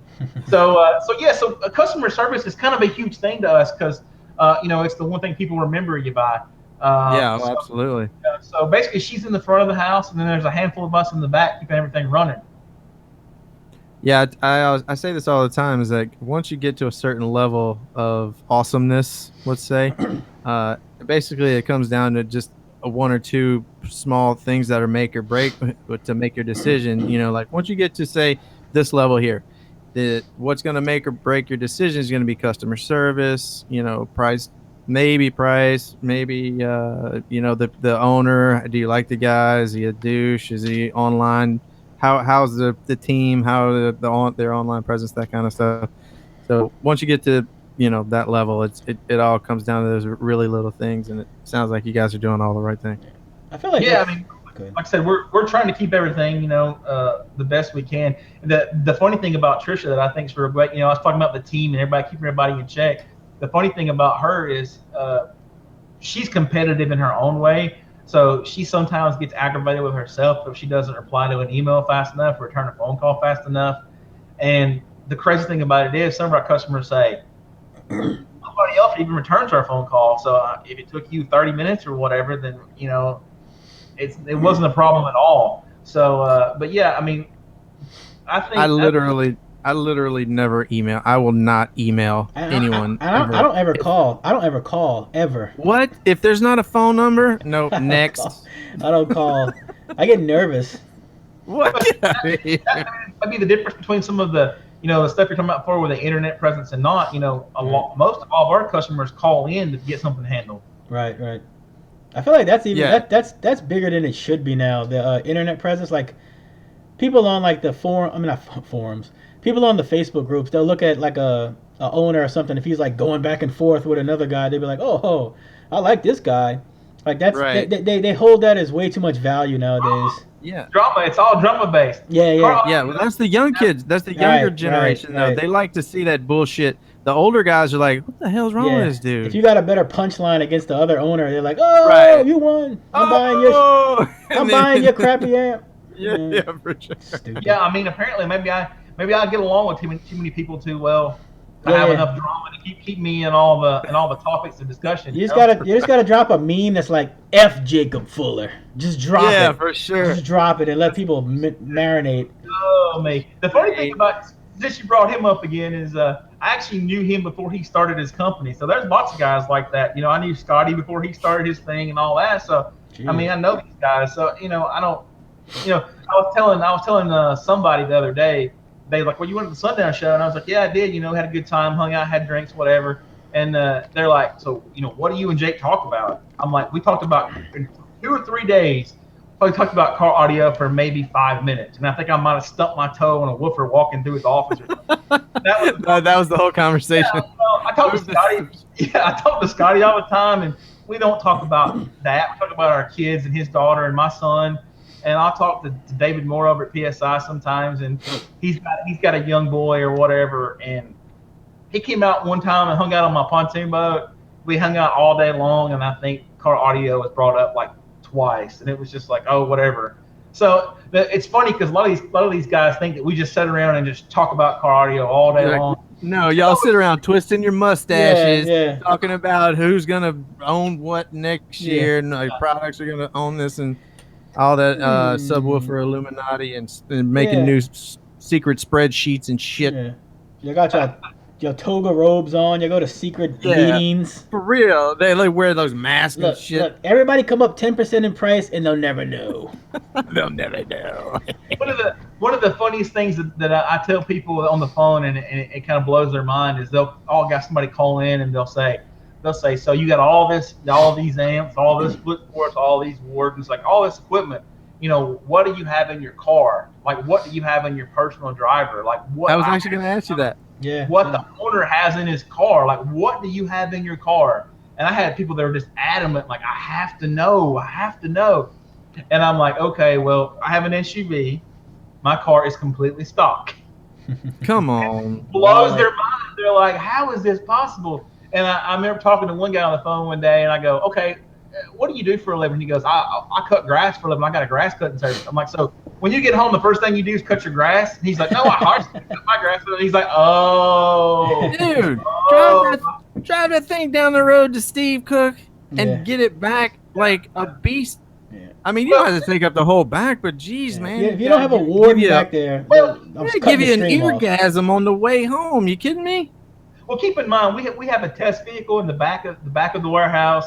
We've got some other test things, so I get my fix of all that at actual work. Oh yeah, for sure.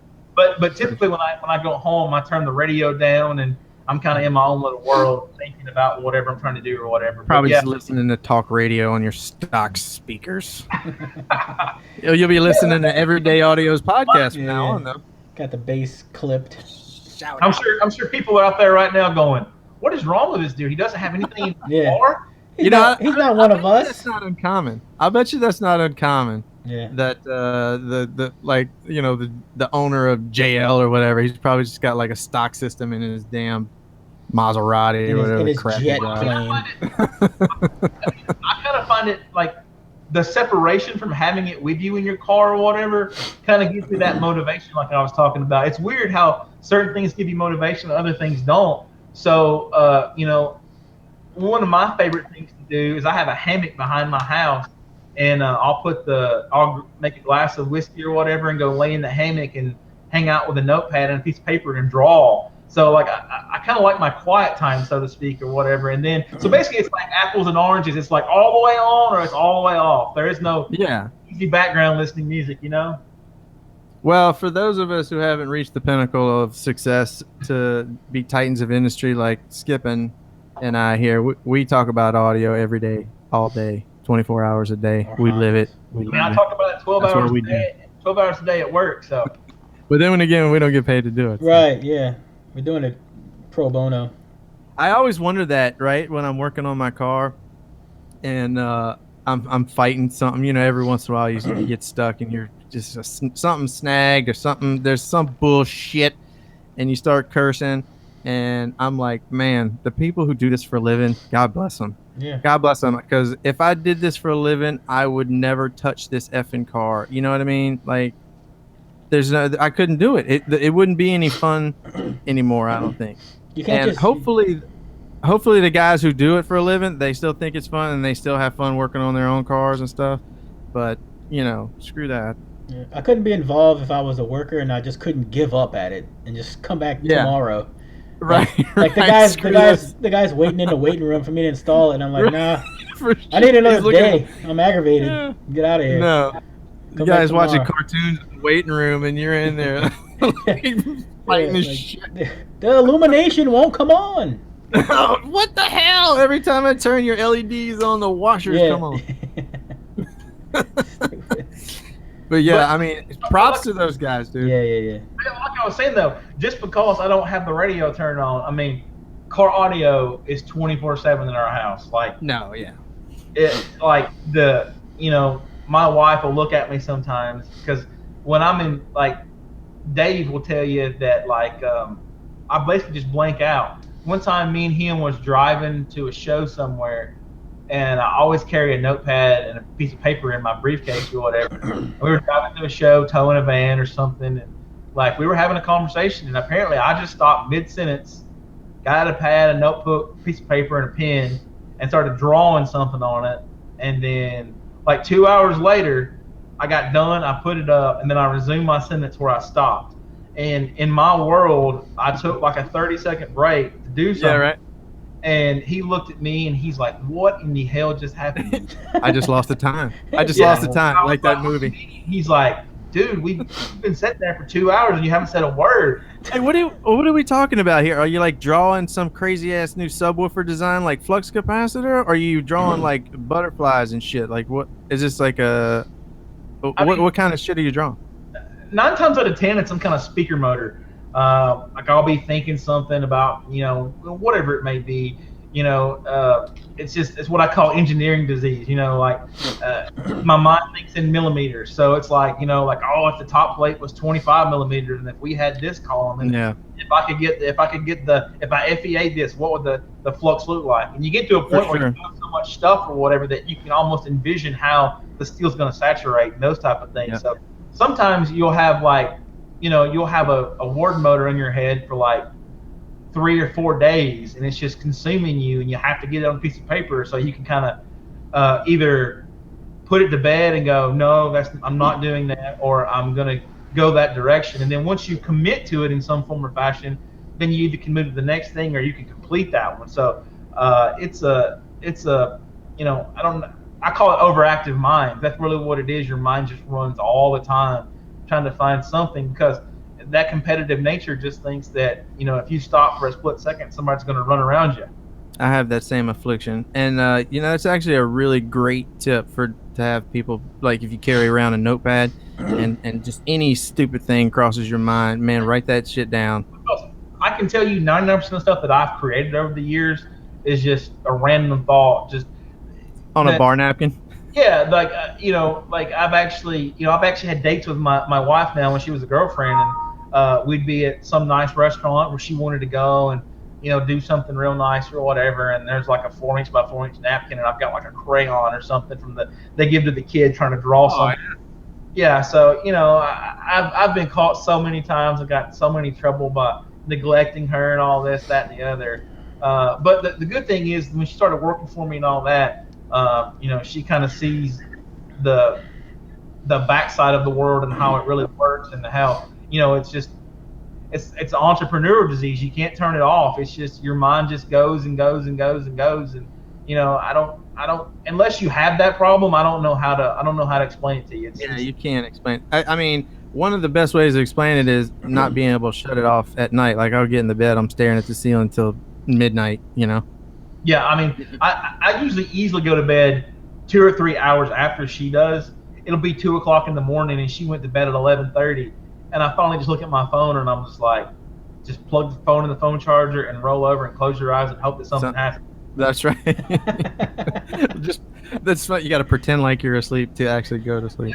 I mean, it's happened. I mean, hell, I didn't go to sleep to 2:15 this morning because I was debating some craziness in my head about what would really work or whatever, and it just never goes away. Well, I need you to. Oh, I'm sorry. Go ahead, Skip. I hate Taylor. I just hate him. I know. How often do those things develop into something huge that you've used? Like every one is a home run, or I would say maybe like 10% of those actually become something real. Lots of times your mind will just do something, and then what'll wind up happening is you'll think, oh, that's pretty ingenious, and then you'll think about it some more, and you'll kind of redefine it and tweak it a little bit, and then you start getting to that point after the 10th, 12th revision that this could be feasible, this could really work, and then you just keep on and on and on and on and on, and eventually, you either come to the point. But yeah, I say 10%, and it's not like these thoughts are, like I wake up one day and have a thought, and then that's just how it is.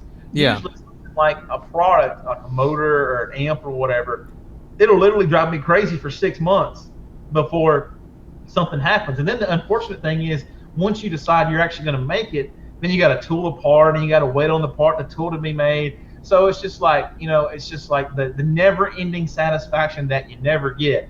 And then while you're trying to get that satisfaction, you have another idea. So then you start that one, and by the time you get satisfaction from the first one, you're mad now because you're waiting on the third one, the fifth one to come. Yeah, that's great. Always chasing that high. It's just. It's an addiction. It's really it's like being an adrenaline junkie. I mean, it's never. That's awesome. Never enough. Never enough. I wish I had that. I don't. How much assembly do y'all do in house? We build everything from the lethal injection up. So basically, the 1,000-watt driver all the way up through the death row, death penalty, flatline, judge, warden, all that stuff. We do it in house because I like to be able to tweak it, and certain guys have, like, this competitor needs this, and this competitor needs this, and this one needs a coated surround, this one needs whatever the thing may be, and we keep an army of coils in stock for whatever they need. Like for the warden, we got quarter ohm coils, 0.35s, 0.5s, 0.7s, 1.0s, 1.4s. So I mean, like, we have a whole collection of stuff. So we like to have somebody call and go, I need this, and then I'd be able to offer it for them. Y'all have like a big ass magnetizer thing in y'all over there too, don't you? Yeah, like, used to be one of the only ones. Yeah, we have a magnetizer. I actually designed a couple of them and had some made for us. Yeah, and it's nice to be able to, back in the day, we would machine a top plate out. Like we actually built the first Warden and everything. We couldn't charge that Warden because we can't charge Neo, but like, it was nice to be able to build Death Penalty prototypes and those type of things and machine them and put them together, glue them together, epoxy them, and then be able to magnetize them and all that. Y'all do any machining in house or no? No, not really. We had talked about it a couple times, and then we were told for a while that there was going to be a tariff, and we're going to get this and this. There's always like this problem around the corner, so we tried to avoid a lot of that. At some point, if you try to do too much, you just start going backwards. Yeah. So I haven't ruled it out. I mean, everything's always a possibility, but we try to sub out some of that stuff that's kind of mundane just so we can keep things going.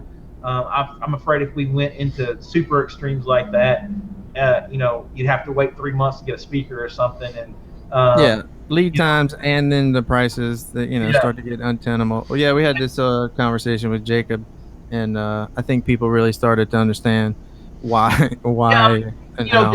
The whole American-made thing is great. We do assembly and all that, and the value and all that is the way we assemble it. We have methods of how we assemble things to keep them together, and a lot of that is just based upon how you do something. So I wish we could do more. I think I think from a patriotic standpoint, it'd be great to be able to make all this stuff, but it's just not feasible. The market doesn't demand a ferrite manufacturer in the United States or something like that. So it's just not possible. And if it was possible, it'd be so cost prohibitive that no one would be able to afford it. So, we try to do as much as we possibly can without actually, crossing over the drowning zone, so to speak. I don't know if you have the chat open or not, but somebody wants me to ask you about the engineering room. So we do have a room in the back that I have all of my random things that I play with. Is it your pleasure room?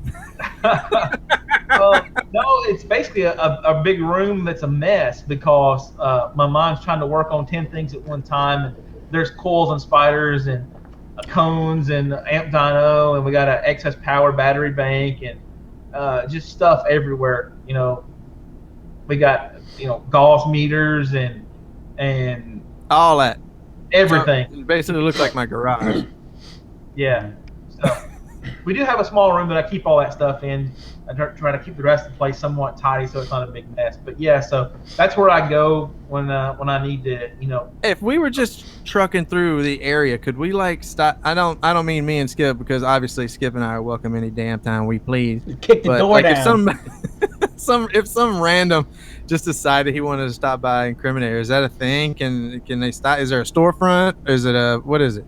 No, if you come by our place, we basically have a lobby, and that's basically the furthest you're going to be able to go. I think that's the one thing that disappoints people the most is people that live around here and come through here. They're super stoked that there's a local place that does what we do, and they go to our website and see all that. It's just unfortunate because our actual warehouse is just one big massive room, and we can't separate the Incriminator branded products from everybody else's branded products. So, right. It's possible. But we are trying to buy land to build a much nicer, bigger building because we need more room. And we are going to have, at that point, we're going to have the OEM side and the Incriminator side separated. So we'd be able to have people come and see, because I think what makes my brand so different is there's kind of a mystique or allure because it's so secretive, so to speak, if that's the right word. But a lot of that is because people come here and they can't get past the front door because there's stuff that we just can't show anybody. It's like that meme on the internet of the bouncers like this number. Yeah. So I mean, I would love to take people in the warehouse and just be like, this is how we do it. This is the cool stuff. But no, we're hoping. You got shit to do, man. You can't have tourists. Yeah. But we're hoping to have, in the next couple of years, to have that as an option, because I would love to be able to, just say Friday, for example, is the day to come. Field trip day. Or whatever, Yeah. I wanted to ask Jacob and a couple other guys this, but do you foresee or have you seen anything, without getting too political, with the new tariffs that are coming out, or have you seen anything of that like that in your Yeah, so the Trump administration has actually proposed three waves of tariffs. The first wave of tariff came and didn't affect us. The second wave of tariff does name a lot of car audio products, parts, and those type of things. And that bill, or that, whatever they're going to call it, hasn't been voted on yet. So if that does happen, it'll be a 25% duty on top of what we currently already pay. So it'll be bad for the consumer because all the products will be raised to offset those costs. But as far as each individual manufacturer, I don't think nobody's too concerned in general, just because it's going to hit everybody across the board. So there's not going to be like a competitive advantage. Mm-hmm. But as far as what we're concerned, the only person going to lose is going to be the consumer. God, it sucks. Yeah, it's a shame. So we're told that's going to get voted on sometime in the next, like end of this month, beginning of next month. So we're hoping that we skate around that one. Mm-hmm. Yeah. Crazy. Nobody's going to want to see that. No. They think they're not going to understand it's the government coming down, and they're going to be like, y'all just trying to get richer, as they always do. Well, the problem is it's going to further separate the good products from the crap products. You know what I mean? Like, because a lot of people think that the good products are too expensive as it is. So it's just going to drive them to get the garbage. Man, I hate that. Yep. But like I said, we're still hoping that it's not going to go through.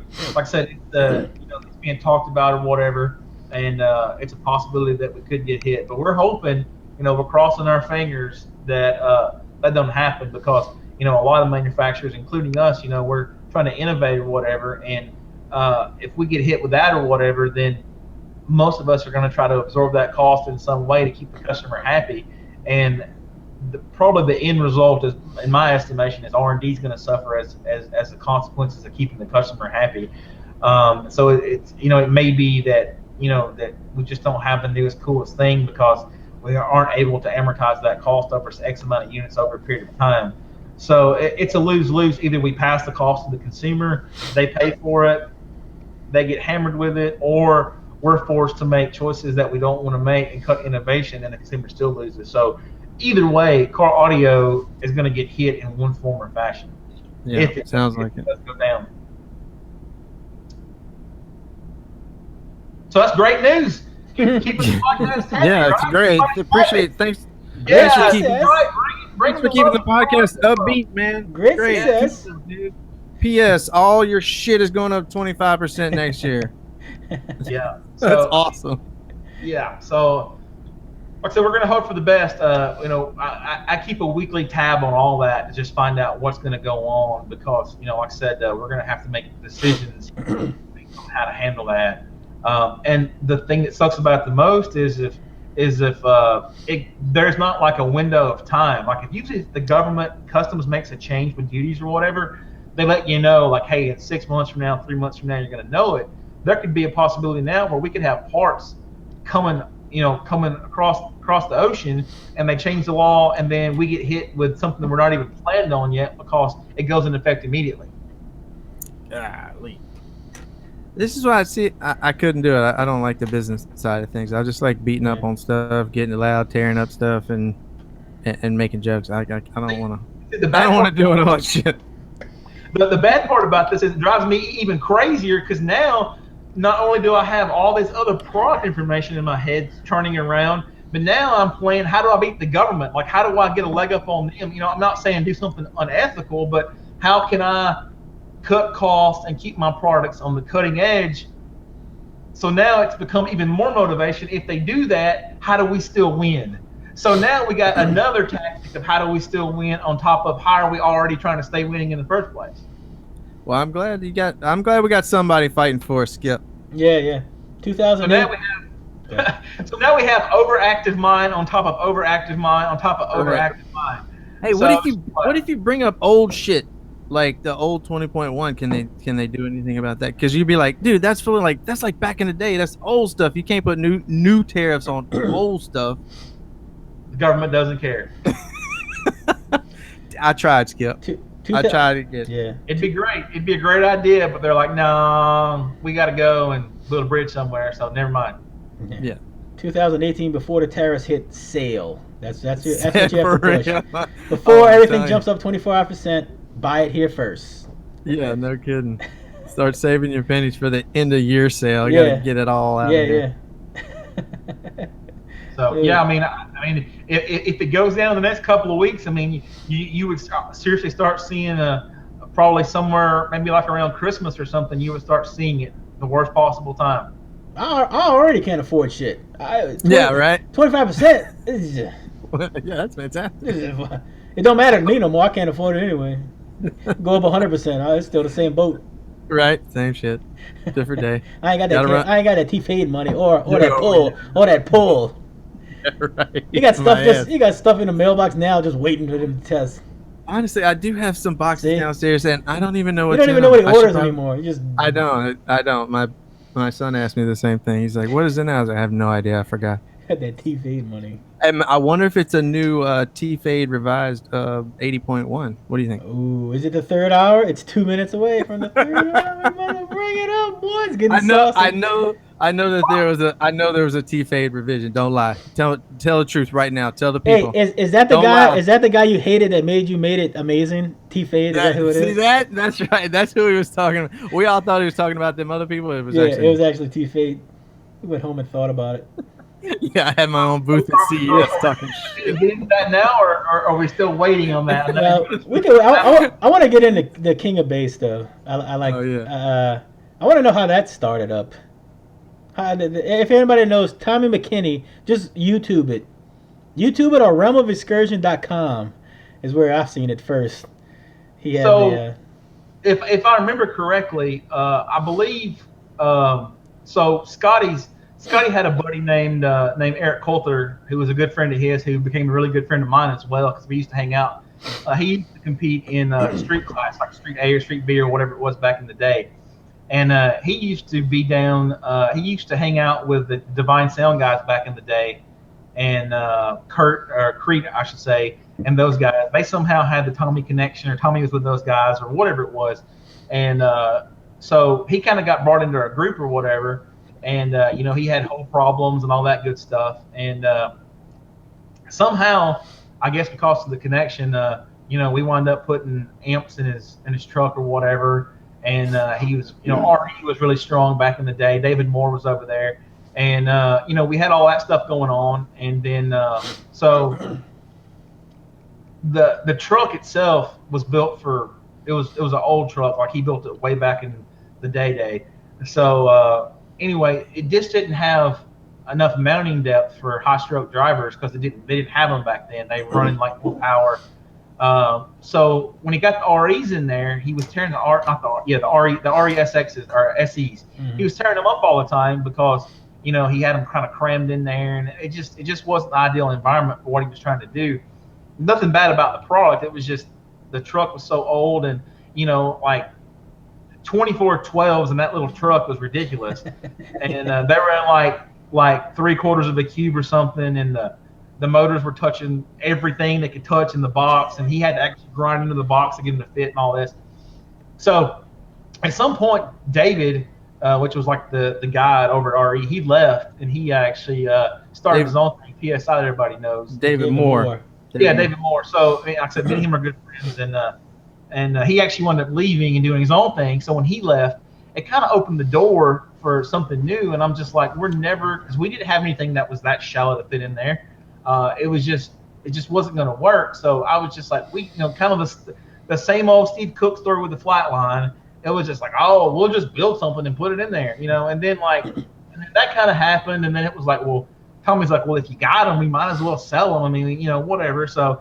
And I was like, okay, well, what are you going to call him? He's like, King of Bass. So I'm like, all right. So, it's just, you find in car audio, lots of things kind of string to the next thing, And that's kind of how that came to be. And I don't know, he had like a 4, 5, 6 year run as, he beat pretty much everybody. Yeah. And it worked out great for, a really long time. I don't think I've ever seen a picture of him without that crown on his head. As you shouldn't. That's just the king of bass. Yeah. The king of fail. I'm not sure. He's actually a super nice guy. And it's kind of unfortunate that things kind of happen the way they did with all that other stuff that everybody talks about. But nobody talks about it anymore. The forum days are long gone. Yeah. Well, it happened. That thing that ruined that thing. That one thing we talked about Tuesday, that ruined him. Yeah, Just well, wrecked him. The funny thing about that is from the internet world, it pretty much tarnished his reputation. But from what he was doing, it didn't even phase him. He was just as busy as ever. So Is it what? Because he's like a brick and mortar, right? He didn't give yeah, a shit. yeah. I mean, it didn't even phase him. He had all of his own customers doing his own thing or whatever. And Yeah. I mean, it didn't even bother him. It's funny because I have, I know all the shop owners around me, which I'm really fortunate. I have, 3 or 4 really solid, talented shops that carry solid products, and I get to go around all of them and bullshit, and I try to keep it local as much as I can and buy what they sell. But I get to talk with them, and dude, they have no idea what's going on Facebook. They don't know what the crap is going. Are you kidding me? No. They don't give a shit. I mean, the people that come in, they might talk to them, and they're like, whatever, dude, kick rocks. But yeah, they don't know what's going on out there. Like, it's such a divide. Like, it's the two completely different worlds. So it's crazy. Yeah, but do y'all ever see a time where they won't exist? I think they're brick and mortars. Yeah, just they have to. Yeah, Why, because though? there's always You think going to be a need for labor. That's what I mean. But you think that will there ever be a time where they can't compete with internet price? Where it makes no sense to buy with them. It may wind up be like a drive-through where you bring your own shit and I wire it up. You know what I mean? But there will always be a need for talent. Installs. Yeah, like a mechanic. I don't ever see that being a problem. Because all these car manufacturers, they want everybody to leave their crap alone, so they keep making integration harder and harder and harder. Right. So companies like Pack that make these modules that do everything in the world, they basically go and buy a car and take it down to the ground and then figure out how to make it all work. So dude, I mean, my new car, you're not getting that thing out of there. You can forget about it. It's not coming out. So I mean, I don't ever see a day that that's not going to happen just because it's not feasible. You're not going to have you have installers that have 20, 30 years experience and they know how to do everything, but they still have to go to DEI's website to get the newest revision to find out the color code of whatever water harness they're working on, because it's a brand new car. It all changes. So, the standard is always evolving. So there's always going to have to be an installer to put it in, because they're going to have to go to training and learn how to do it.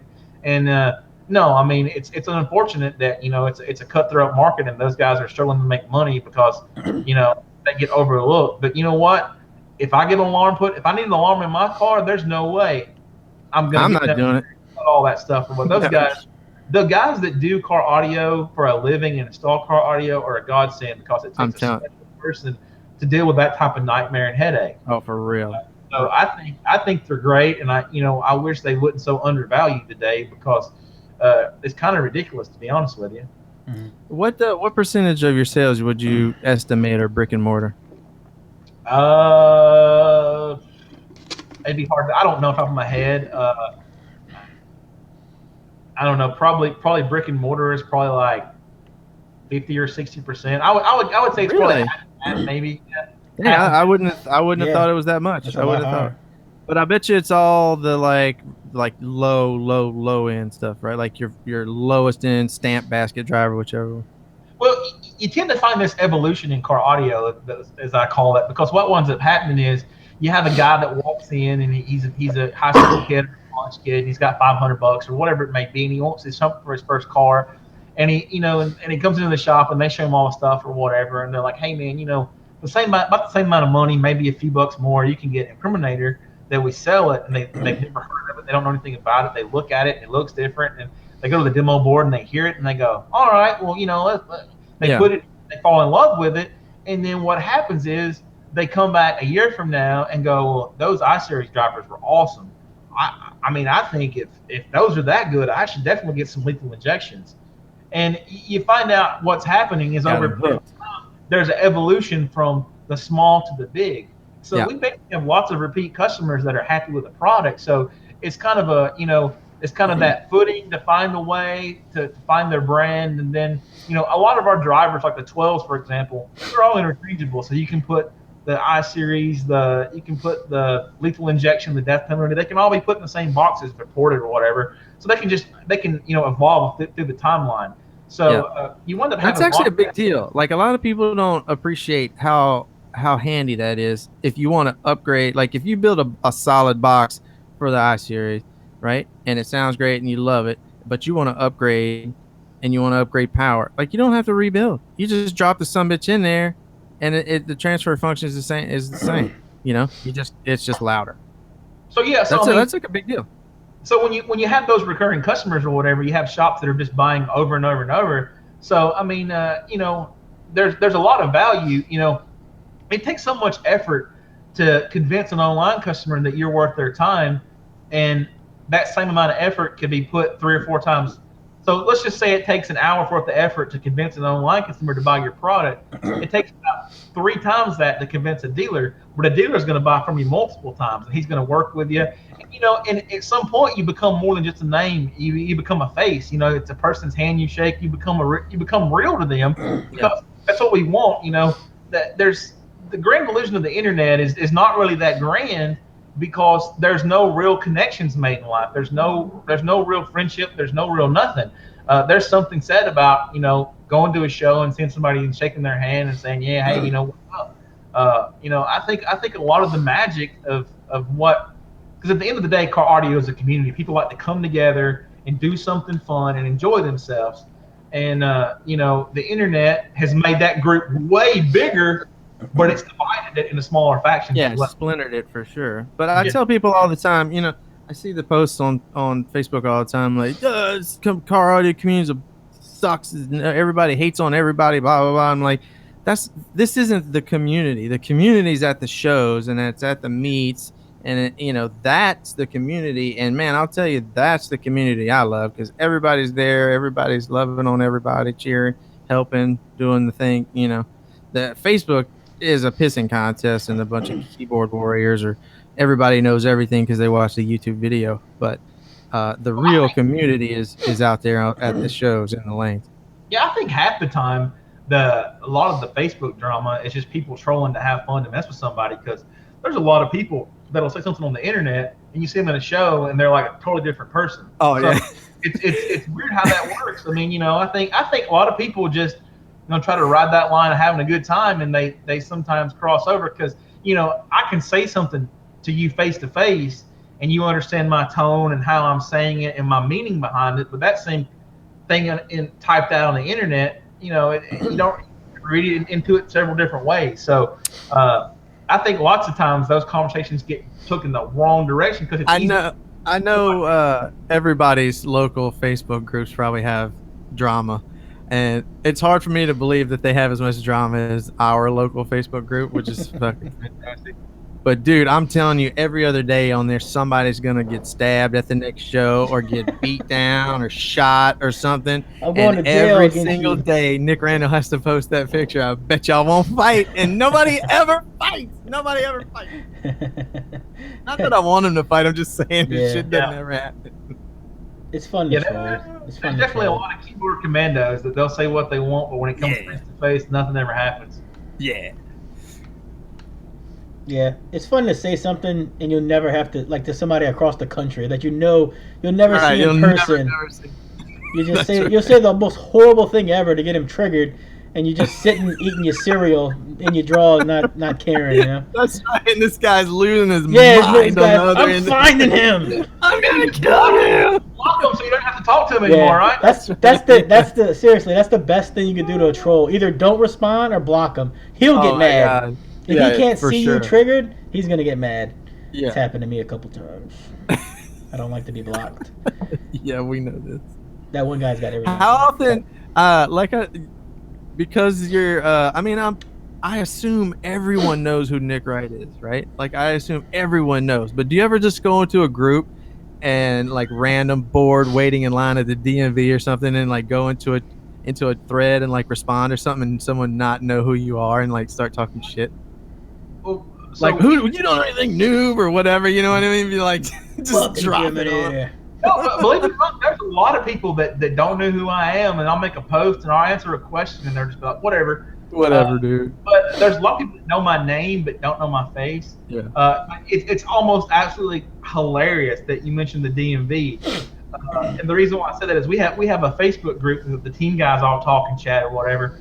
And so before we went to Slamology, I bought a brand new like 24-foot enclosed trailer so we could have like a nice place to haul stuff around in the booth. And the trailer's black and blue and it's got silver decals on it and it looks really nice. And we got cabinets and air conditioning and place to build speakers, and it's just set up for like a mobile shop that we can put the booth in. Skip, we got to get us one of those guys. Yeah, that's next on the list. So anyway, so I had to go down to the DMV like 3 or 4 days because the trailer company had to custom build a trailer. I didn't get it till like the Monday or Tuesday before Slamology.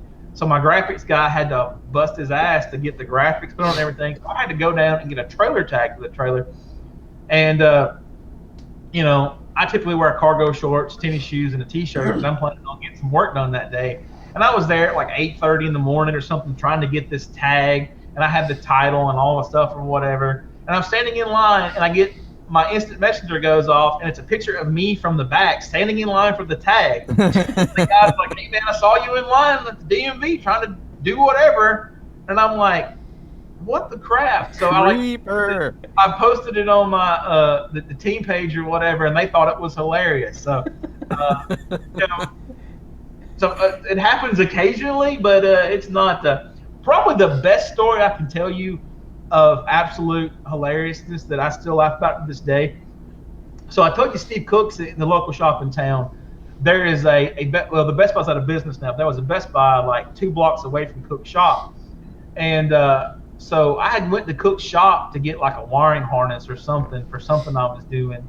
And I would just, his employees knew my name, so they would just give me whatever and tell Steve I took something, and then we would figure it out or whatever.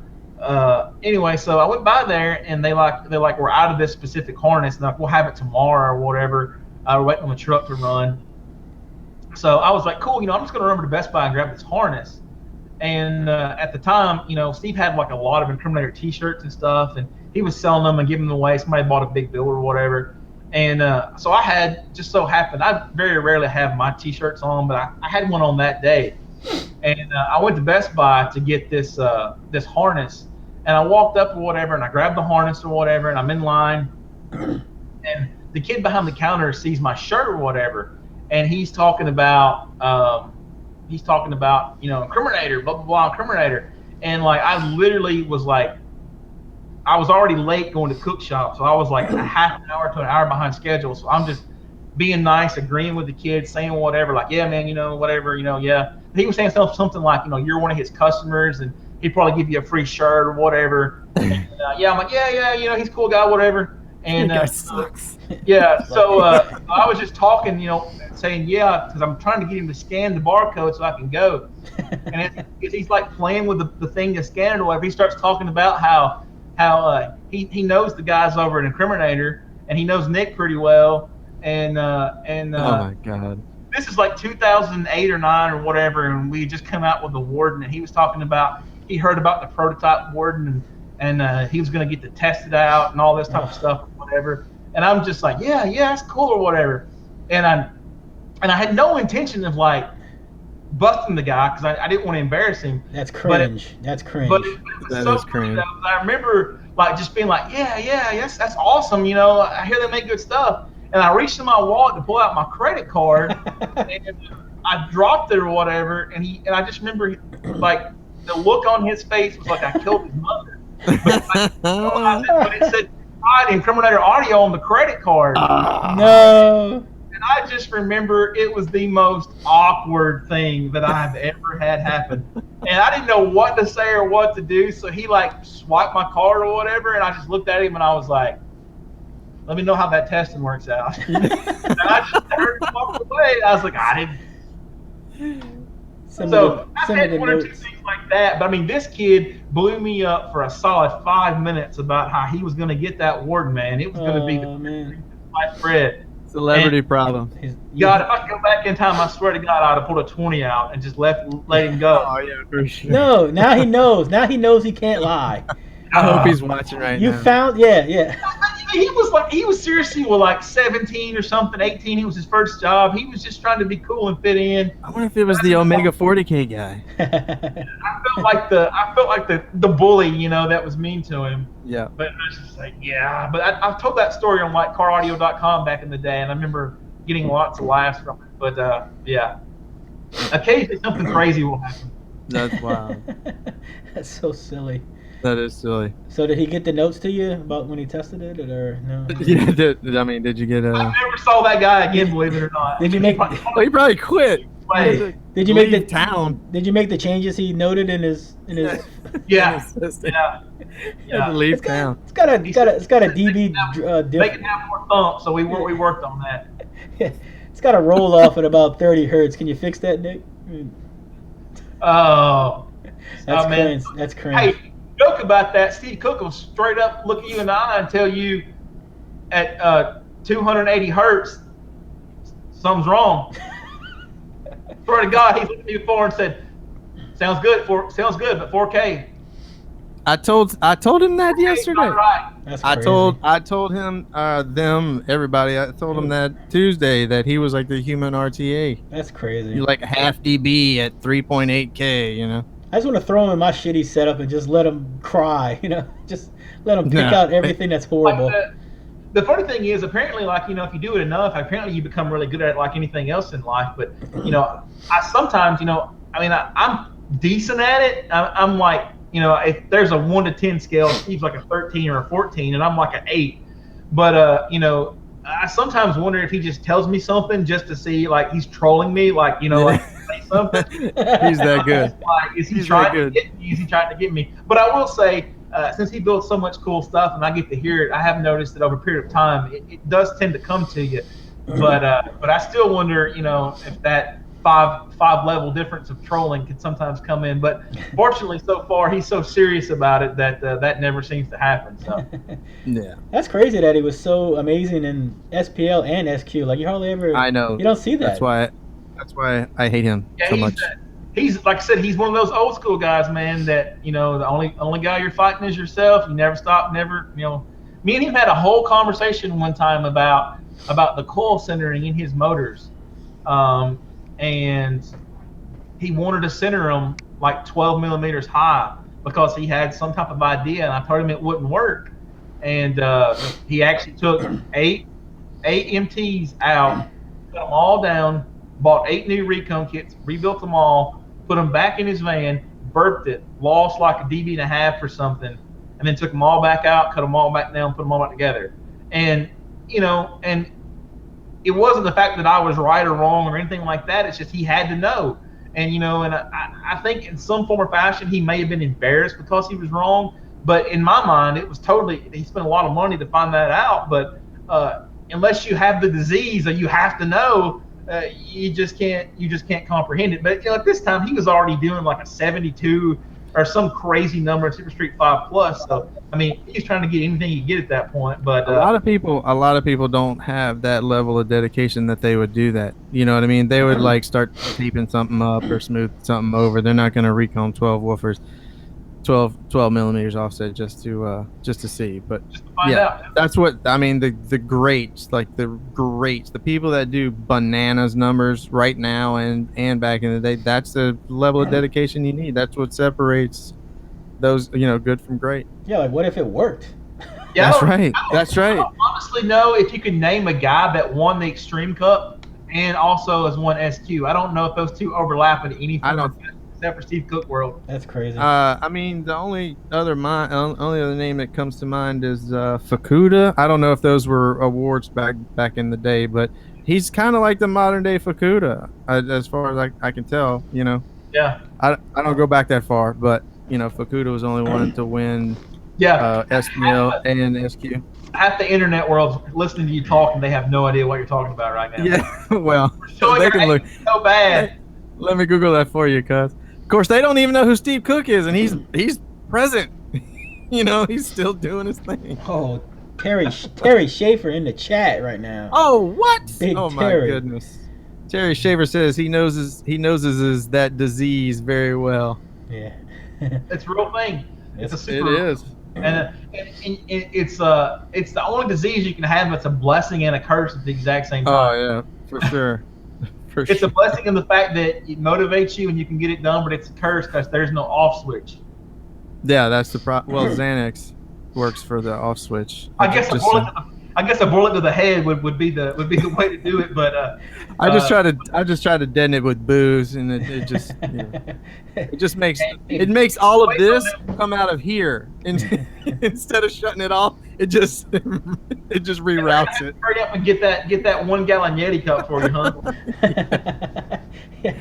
It needs the hat. It needs the hat. Looking at these cups, dude. Seriously, I don't know what these are designed. Who needs this much coffee? Nobody needs this much coffee. Why are these things so big these days?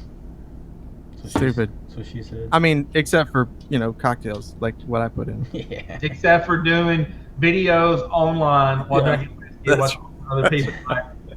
They have one practical use: keep drunkenness on the internet. Actually, I think that's why these were made. If anybody doesn't know what these are first place trophies from the Mecca shows around here that Mr. Stuart McNeil, aka William Stuart McNeil, puts on, and we love those, man. We like the departure from the class, the obligatory plastic trophy. I wish we had more. We don't have any DB drag. They tried it for like a year. No DB drag, no Ayaska. Shit.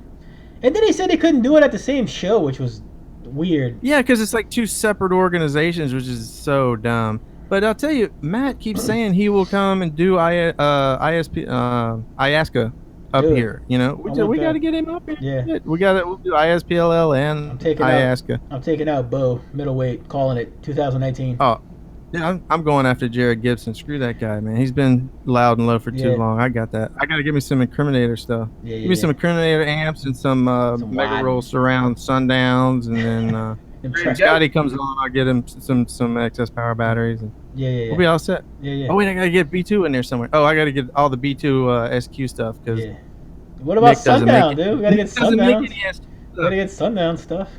Yeah, Steve Cook right down the road. He won't collab with him on an SQ component set. What the hell? He has approached me about several things that he wants to do.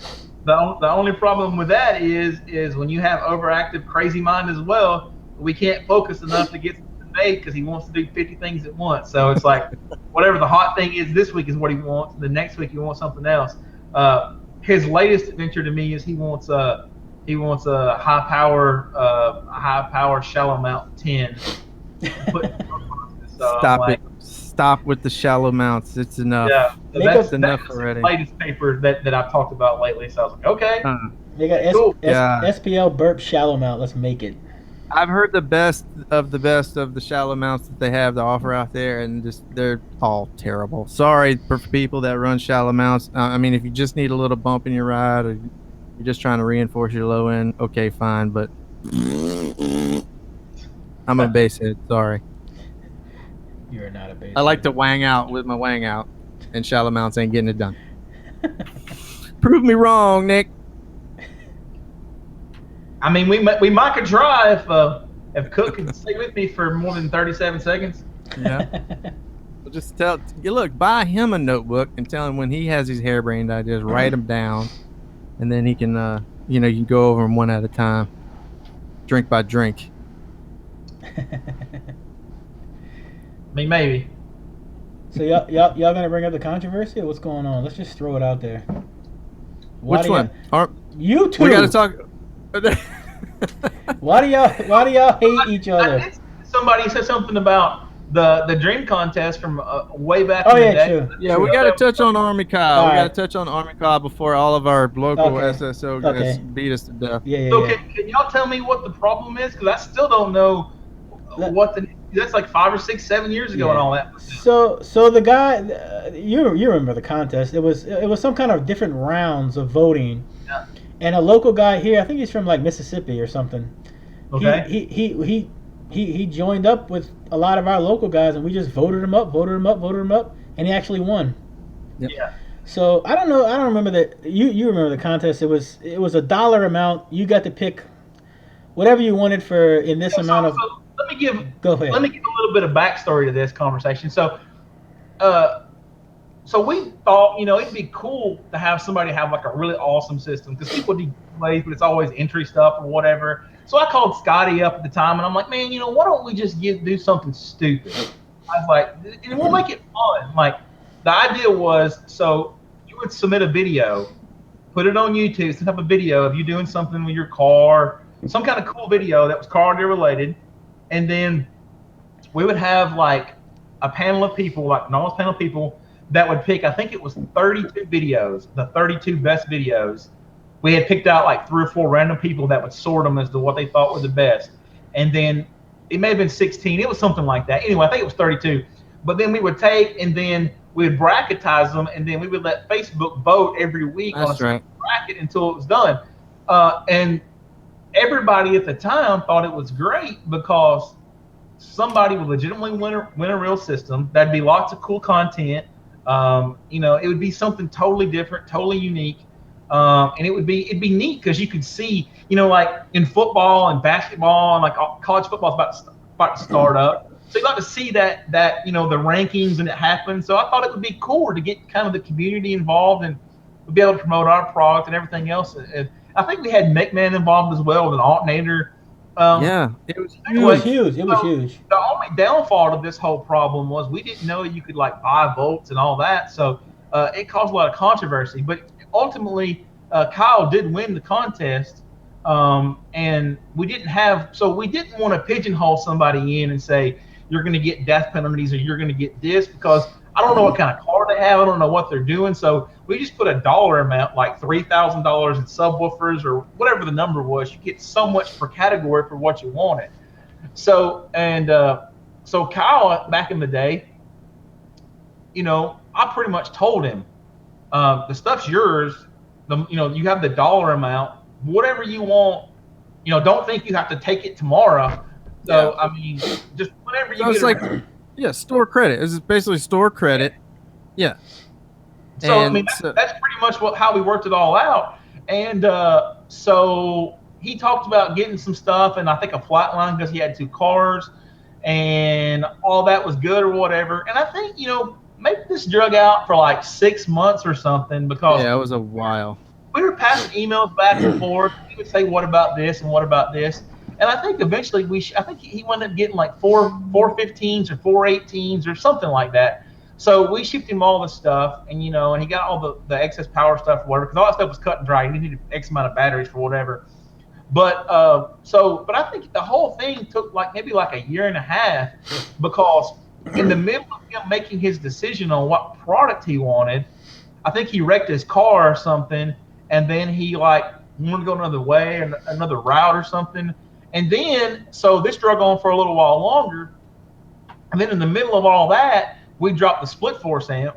And he was like, I definitely want the split. Because I think we had a period of time for like a month or two. We ran out of the Generation 2 or the R2 40s. So he was like, I'm just going to wait to get the new 40 or whatever. So then when the 40 came along, he was like, oh, yeah, I'm going to get the 40. So then right before the 40 came to be, we turned right around and said, we're going to have an 80 as well, because we already made the heat sink and all the tooling and all that. So the majority of the cost, like over half the cost, we've already paid for. So let's just do something with it. So then he said, could I take the store credit for the 40 that I was going to get and apply that towards the 80 and pay the difference? I do remember that too. I was like, sure, man, that's fine. It's whatever you want. I'm cool with, just tell me what you want. So he was like, yeah. So he waited and he was going to get the money up, however much the difference was or whatever. And, I didn't care. And he didn't seem to be in a hurry. So it literally took, forever. And then finally, I think at the end, he was just like, something went wrong, or I don't remember the details, but something went wrong or something happened, and he was just going to sell all the stuff because he wrecked his car or whatever it was. And he goes, just send me the 40 and we'll just be done with it. So we wound up shipping him the 40. I think he won the contest in like sometime in 2012. I think I shipped him the 40 in like 2014. And then he sold it all and quit. And Incriminator Audio, Nick Wright, ruined Army Kyle's audio career forever. So that's the moral of the story, basically. Like I said, I didn't even know until they were, I think somebody made a post or something, and I asked, and they like tagged him or something, but I didn't ever know. I mean, like me and him probably. Yeah, he disappeared. You noticed he didn't respond. Yeah, he disappeared. Yeah, you notice he didn't respond. He didn't. He's not even on Facebook. Nobody talks to him anymore. He's never around. Yeah. But what was the problem supposed to have been though? That you didn't ship him all. That you didn't ship him all the stuff he. Yeah, I think everybody was under the assumption you didn't honor your end of the deal, and I don't think they knew the other side of the story. Yeah. But yeah. Well, I seem to remember him getting all of his shit. I would have been flamed like crazy all over Facebook if that would have been the case. Yeah. In the big scheme of things, too, it wasn't in the spirit of the contest. It kind of just did nothing for nobody because he didn't use it. It rubbed me the wrong way. Even though I hate that. I didn't vote for him. I hated him. I didn't vote for him. Wrong way bad. It rubbed me the wrong way bad because like as soon as he was like decided on equipment, I think he was just trying to maximize what he could sell and get out of it, and it just rubbed me because that's not the spirit of the competition. I hate that. I hate when that happens. That happens a lot too. I can hate it because half the community is split. They're like, "Well, it's their shit. They can do whatever they want." That's not the point, man. I hate that. And I think it could have been way better, but at the end of the day, I mean, the guy did have like a bad run of luck or whatever. Yeah. He told us, if this is gonna do whatever for you, that's cool with me or whatever. Because at that time the contest had already lost some momentum. I think people were pumped about he's gonna all and put it all in or whatever, and it just didn't work out. And to be honest with you, I would love to say right now that we're gonna have another one and all that, but I mean, I would be up for wardens and 40.1s or whatever. I'd be cool with anything. But the problem is I don't know. There's no good way to give it away because the idea of that contest was we would have 3 random people that had nothing to do with Incriminator, Excess Power, or McMahon that would pick these people, and then they would be put up, and then the internet would vote the bracket down to the winner. So there'd be no way we could influence the contest. But I didn't know you could buy votes and all that or whatever. And it's tough. It's tough to do. The guy that he beat actually, I think spent a decent amount of money as well buying votes because they literally the Facebook meter was doing this and they were going back and forth, and then they both accused the other one of cheating, and they really were. So when it was all said and done, I can't remember the other guy's name, but we actually give him a consolation prize just because of all the crap, and it was one of those. Lesson learned, but I mean, it was the right thing to do because, they both kind of got screwed, but, I can't really say that you out-cheated him and he out-cheated you, so one of y'all won and the other one didn't. So, moral of the story is you honored your end of the deal. It took a little longer. Big whoop. No, he got all of his shit, blah, blah, blah, blah. People are shitty. Let's move on. Jeez. Yeah. It was just just because he's local to us, all of our local guys chimed in on our posts. Nobody else wanted to know what happened. Yeah, the entire Facebook. Nobody else even knew that story or cared, and obviously they probably care less now that we've been talking about it for 5 minutes. We're losing viewers. So, like I said, he never said anything to me or whatever, and me and him were totally cool. So I was totally, I knew that we were going to touch on the Tommy stuff and the 80.1 and. I think everybody talks about, but I was totally taken back by this because I'd never heard of any of this before. So I guess it is what it is. Well, that one probably cut the deepest because it's sort of an attack on your character, that you didn't honor your end of a bargain. Yeah. So did he actually say that was the? I doubt it. Like I said, nobody's heard from the guy in like 2 or 3 years, man. It's been so long. The story's probably so twisted out that that's just what people believed at the time, maybe. And like I said, there's only like 6 people in our one little small Facebook group, Yeah. Well, reset. I could see a possibility of them asking him like, do you have your stuff? And him go, no, I'm still waiting to get it because he hadn't made up his mind, and that can be twisted. Yeah. But whatever, it is what it is. But no, it was definitely all handled a long time ago. Yeah. All done, finished. Yeah. End of story. Yeah. All right, I ain't gonna touch on it more, but no, we're done. We're done with that story. That's over. Right, what else do you guys got? Somebody else said something on one of those posts about something about some kind of glue. I think you commented. Oh, that was Ben. I think that was the Savage glue problem. We had some problems with the spiders. Yeah, so I'll address that as well to get that out of the way. So he had a problem. He was one of the first people to get 4 of their original Savages. Quentin had prioritized him to be in the front of the line for whatever reason, and the problem that we had, one of his glue joints came undone. Because it honestly wasn't glued correctly, and so we fixed it for him. But he made it out like that we didn't take care of it when we did.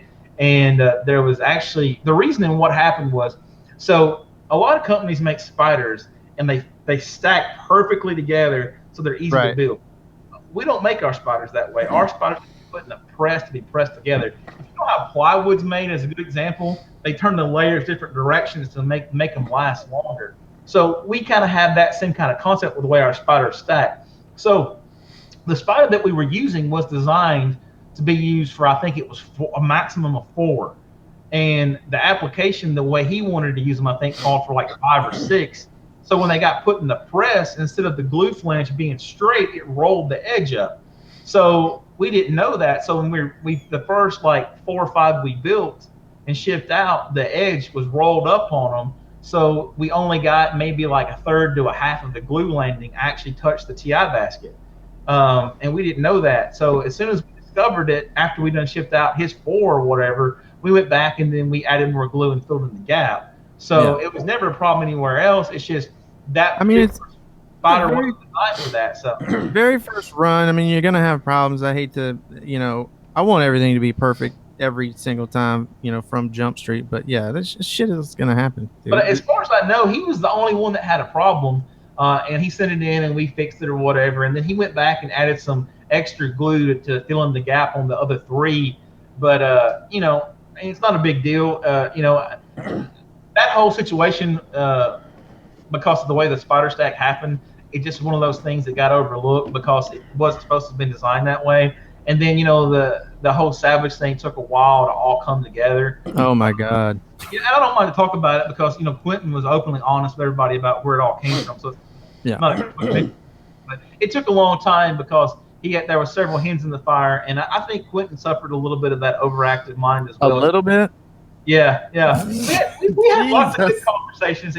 He's a great guy. It's unfortunate that it all didn't work out in the end, but the Savage was a nice driver. Once we built them first couple and got it all kind of squared away, they were beasts after that. Yeah, I have 2. They're awesome. My glue's fine. There you go. I thought you were about to say the opposite thing. The opposite? No. So the inquiring minds want to know, Nick, did you kill DSS because you hate me? No, not at all. Not at all. I honestly think that Quentin just had too many hens in the fire. I don't really know what really happened. I don't know what's going on. I talked to him probably weekly there for a long time, if not more. We emailed back and forth. I think he had a good thing going. I just think that car audio in general is a rough business to get into. It's very competitive, very demanding. It eats a lot of your time. Most guys that do it on a big level are single or have problems or something because they have to neglect something to make it happen. And I think maybe he maybe underestimated the amount of capital he needed to make all that work. And it's just it's just a situation where if he would have came along maybe 10 years ago, he probably could have killed it because he could have found the niche and dominated. The market is so saturated now; it's very, very hard to stick out. I'll be honest to tell you, if I had to start over today, it may be hard for me to thrive in this environment because it would really be hard to get a good firm grasp now because the internet world is so all about flash and pizzazz that that's not the mindset that I have. It's about innovation. So I don't know if I could create a pipe, so to speak, to be able to stick out in the market today. I never understood why DSS didn't get more love, man. The ethos was amazing. It was an awesome sub, and the Savage, obviously, well, I thought was fantastic. But yeah, I think it all comes down to just the market being oversaturated. There's so many audio companies now or whatever. It's one of those things, man. You either get lucky and you get it to somebody that's well known and they get the word out there for you, or it's either an immediate high, an immediate up, or you immediately wither. There's not like much of a right. Yeah, it's not like it's either an explosion or a dud or a fizzle. Yeah, I mean, there's no like I'm slowly building my brand over time. You know what I mean? Yeah. I don't get the internet don't care. The internet they're savage. No, they are undefeated. Yeah, and they do won't not care. No, they have no feelings. No, but the Savages are nasty. They play everything too. It's so scary. Like my peak went down like a good bit now, just from swapping them in. It's pretty. They're pretty beastly. Yeah. So somebody needs to pick that up and run with it. Yeah. I do need recones though. I need recones. I'm sure Nick has the parts laying around. Yeah. Holla at me with some recones. You don't have to. Sure, we can find you something. You don't have to stamp the DSS raised letters on it though. Those aggravate me. I'm sorry. Oh my god. They bugged that. That's why I didn't run them for a long time. Even though they're local to me, I was like, oh, I hate that logo. The dust cap weighs like 5 pounds, dude. I hate that. That's why I hated the other little. They changed their logos now, but the DC. I guess I could say DC Audio. I hated their logo too for the longest. Yeah. Never ran them. Never have ran them. Still. DC? No, never had a DC product. We gotta get Rusty. We gotta get Rusty on. I know. I would like Rusty on. He's cool. Yeah, for sure. You don't like Rusty, Nick? That's what I heard. I don't know. No, I mean we actually. I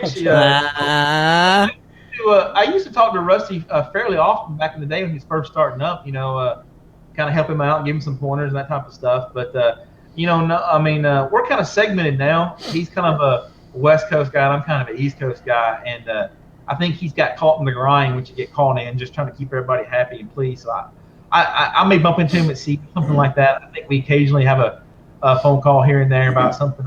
But no, I don't talk to him very regular just because everybody's so busy. Everybody I know is just running for their life, it seems, trying to keep everything going. So, do you have a presence overseas at any, or is any? We've got some distributors, international stuff like that, but not really. I mean, that's just one more headache. I mean, we've got a Trinidad distributor that does fairly well and stuff like that. But I mean, we've got a handful of them. But I mean, it's not something that I really push all that hard, just because when you go international, you lose you're basically trusting a third party to handle your brand correctly, and that sometimes wind up being more of an illusion than something in reality. And I don't like not being in control, so it's hard to swallow. Like, if there's a problem here in the United States, if a dealer undercuts somebody or does something insane, one phone call to me and it can be resolved. But I don't have any power. I can't cut them off or something like that. So it's a much harder process to deal with international than it is locally or domestically, I should say. Short trip overseas. Yeah, no sweat. Yeah. So we got to wrap this up, but obviously we cannot end this podcast without talking about the 80.1 and why Nick Wright hates T-Fade so much, even to this day. So for those of us who have not been around since a whopping 10 years ago on the forums, whenever the Split Force amps came out, 5 years ago. Yeah, right, like a million years ago in car audio terms. I wanted to get my hands on an 80.1 because it was rated. It was the highest rated amp, like I think, on the planet at the time, other than split board type stuff like the Zapco's 26K or some crazy shit. So 9600 watts, 12 volts, tiny footprint. I got to have it. So I got my hands on one and tested it, and it didn't make rated. And when I tell you a shitstorm ensued, if anybody remembers that, it was quite entertaining. So the big backlash I got from it was that my voltage, I couldn't hold 14.4 because it was supposedly rated at 14.4. I think it was dropped to 13.8 or something like that. I don't remember, but I was like, man, if you guys think I'm gonna, I think it, what did it do? 8,200, 7,800, something like that. 70. It fell pretty short. And I'm like, if you guys think I'm gonna get another 2K out of half a volt, then you've lost your minds. But anyway, so I did a round 2 and made sure to run it up to and get it to drop to 14.4, and it still fell short. I think probably almost 1,000 watts, right? 8,200 or 8,400 watts, I think it did. And that's the way I test. Which the way I test is a little. I tell people that all the time. The way I test is a little tougher than the amp dyno or some of these other shorter bursts or whatever. However people want to do it. And but in the same exact test, I tested it on high voltage, and the thing came alive. It was a freaking it was monster. scary. Yeah, that's right. So at the end of the day, it wasn't like I was trashing the 80.1. I was just saying, look, it's not the best 12 volt amp that I've ever tested. It's not. It does. Actually, I did say that it failed. I guess that was probably the harshest thing that I said about it. It didn't make rated at 12 volts or 14 volts or whatever. But the thing made a crap ton of power and opened up on high voltage. So I think Nick took a exception to that. Either, it's funny. I didn't find this out till later, but somebody told me through the grapevine. I'm not making any accusations, but somebody told me through the grapevine that you thought it might have been biased because I was biased towards another company that just so happened to have my initials on their amp. But that didn't happen until like months and months and months after that test. So that affiliation had absolutely nothing to do with that test. And I just want to clear that up, that I don't I try to stay as unbiased as I possibly can, and hopefully that always came out in my tests. But anyway, you were supposed to buy an amp dyno and prove me wrong. I still haven't seen that dyno. Put that thing on there tomorrow and show me. Prove me wrong. Well, if that's the case, and we're testing the new one, you would be literally screwed beyond. Well, that's not fair. But, I knew it. I told everybody. I was like, look, he's gonna change the thing up, and then he's waiting to put it on the dyno just to prove me wrong until he makes a revision. Yeah, that's the TF revision. If you thought the first one was strong on high voltage, you would crap if you saw what the new one can do. I don't give a damn about high voltage, man. But anyway, cap that thing. So the backstory of that whole conversation was we had a competitor that had switched over to our amps and our subs or whatever, and he basically had, for just the general layout, he basically had like 4 6,000 watt amps is what it really came down to when it was all said and done. And so when he got the two 10,000 watt amps, they wasn't as loud. And we had lots of discussion about it, and he got aggravated at me and Dave basically because he felt like that we didn't tell him that he needed this certain stuff, this other stuff was better, and he didn't have the right coils. And there was a whole list of things that we didn't make him aware of that made it our fault. And I was just like, you're on our competition team. I assume you understand impedance and you understand all this stuff that comes along with what we're doing. So, if you need something and you order it, that's how it is.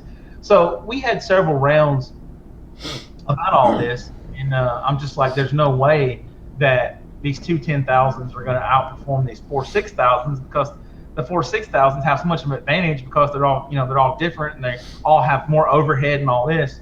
Well, they're strapped too, right? If we're talking about the same person. Yeah. So they were internally strapped or whatever. So it put him at a huge disadvantage because of basically his expectation was too high for what he was doing to begin with. Yeah.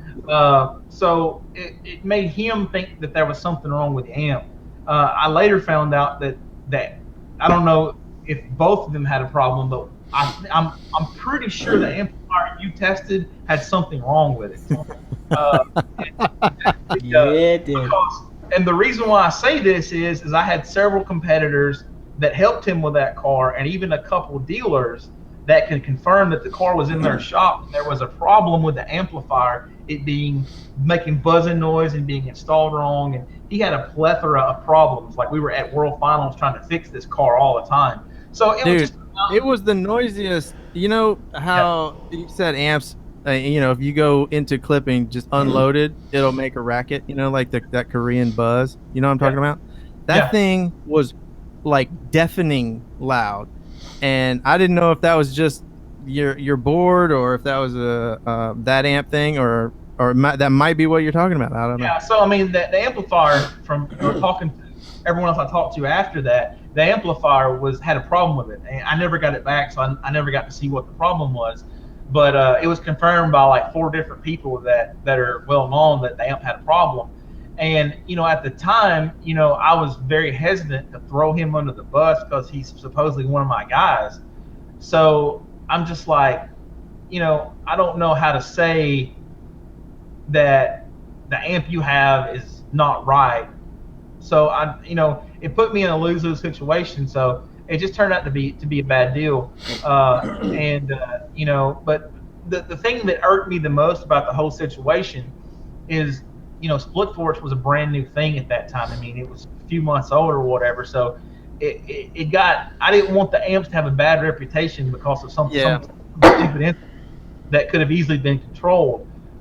So basically, in the end of the day, I was most frustrated by the fact that my brainchild got a whack on it because of some stupid situation that was outside of my control. Yeah, black eye right off the bat. Yeah, so I mean, I didn't really want to send you another one working because then if you tested it and it made power, then it looked like that I pulled some poke stuff behind the scenes or whatever. 100%. Yeah. So, the only real move I had at that point was, let's just shut them up. Let's just put these things in Craig Butler's van. If they think Craig Butler can do 183 decibels on 7,000 watts times 6 or 8 of these things, that's going to end it. And that pretty much was the end-all, be-all. And, the funny part about it, looking back on the whole situation, is the controversy of the whole thing. The fact that people still talk about this, it probably turned out in the long run to be better for me and the brand because, people bought into the, You're welcome.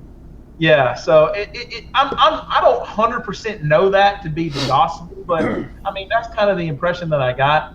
And another thing that I enjoy about the situation now is the guy we're talking about. He now has 2 things that he does that puts him right in the limelight with the same role that I was in at the time. Plus, he has another side thing he's doing. So it's like, now he's me now, and now people are crapping on him because, his product is doing this or he's doing that or whatever. So, it's kind of, I don't want to say karma coming back and around, but it's definitely, I think his appreciation and understanding of the situation is dramatically different now. Yeah. And and the funny thing about it is he actually defriended me recently because I would poke and prod him when he'd make a post. It was all in good fun, and there was a couple times I made comments on Facebook, and I would just send him a PM later and go, dude, it's all in good fun or whatever. And the last time I did it, he took exception to it, but I actually saw him at the Sundown show and he didn't even speak to me, so I guess he's not happy. Really? But yeah. But it is what it is. It is what it is. But yeah, it's just unfortunate because but overall it turned out fine. I mean, I don't really care. I look at the world in 3-month windows basically. So that's been a long time ago, and like I said, the product speaks for itself now. But it was just frustrating because I had very rarely been in a lose-lose situation because there was nowhere to go to rectify it other than let the product speak for itself.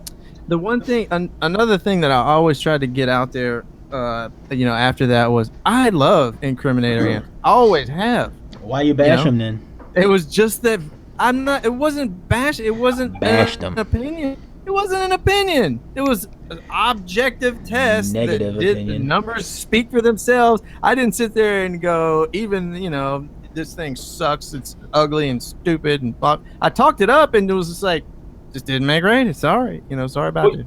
But the only reason that we have an amp dyno in the back, but the only reason I have not put up 80.1 special, we actually rate that amplifier at 15.5 is the rating that we give it at high voltage, and it'll do way past that. But the reason I don't post those numbers is because our 14 volt bank isn't big enough to handle the current draw that amp needs, so it needs to be bigger. We have a huge 16 volt bank that's like 30 XP 1000s is the bank we have for that high voltage testing stuff. And I could show those numbers, but I'm just afraid that if they saw how massive a number it was, they'd be like, well, but it don't do it at 12 volts or 14 volts or whatever. So I guess I'm going to have to call Scotty tomorrow and be like, hey, let me get a plethora or whatever of caps that I can. But we have 10, 14 volt batteries. You just need caps so you can run them up to whatever you want. Exactly. So that's the conversation that we've had, but I haven't made that move yet because you can't afford them. I know they're expensive. No. The Scotty Johnson guys, the latest greatest tomorrow. So I'm waiting on that. But eventually, we're going to run them. I don't want to show the amp not doing what it's capable because I don't have a big enough bank. Yeah. Skip. They got one. We got to wrap this up. Buddy. Yeah, they have one question in the chat that somebody wants to know. Will you continue to sponsor Midwest SPL trophies? We've dealt with Midwest SPL for the beginning of time. I was actually on. Steve Benton was a DB drag judge back in the day, a 3X certified DB drag judge, and he did his own thing or whatever. And he called me and he asked me 1,000 questions, and he had lots of people that help him and talk to him, and he actually decided to do his own thing because he was in the same frustration that everybody else in car audio was. It's too expensive because you had to have these cheater amps and all this crazy stuff to be competitive. So he came up with the idea of clamping them to make them competitive. And the funny thing now is everybody clamps to be competitive, but he was the first back in the day. So absolutely. They have the Incriminator Cup, the points championship. And we've done that since the beginning of time. It's so maybe they don't, whoever asked us know the story, but me and Andrew, wasn't it? Me and Steve Benton have the Black Nasty. The Black Nasty, Andrew McCullough. Yeah, maybe he doesn't know, but me and him have an unspoken rule that I'm just in, so it's done. Doesn't even have to ask. Huh? Yeah, so I have the exact same rule with DB Drag as well.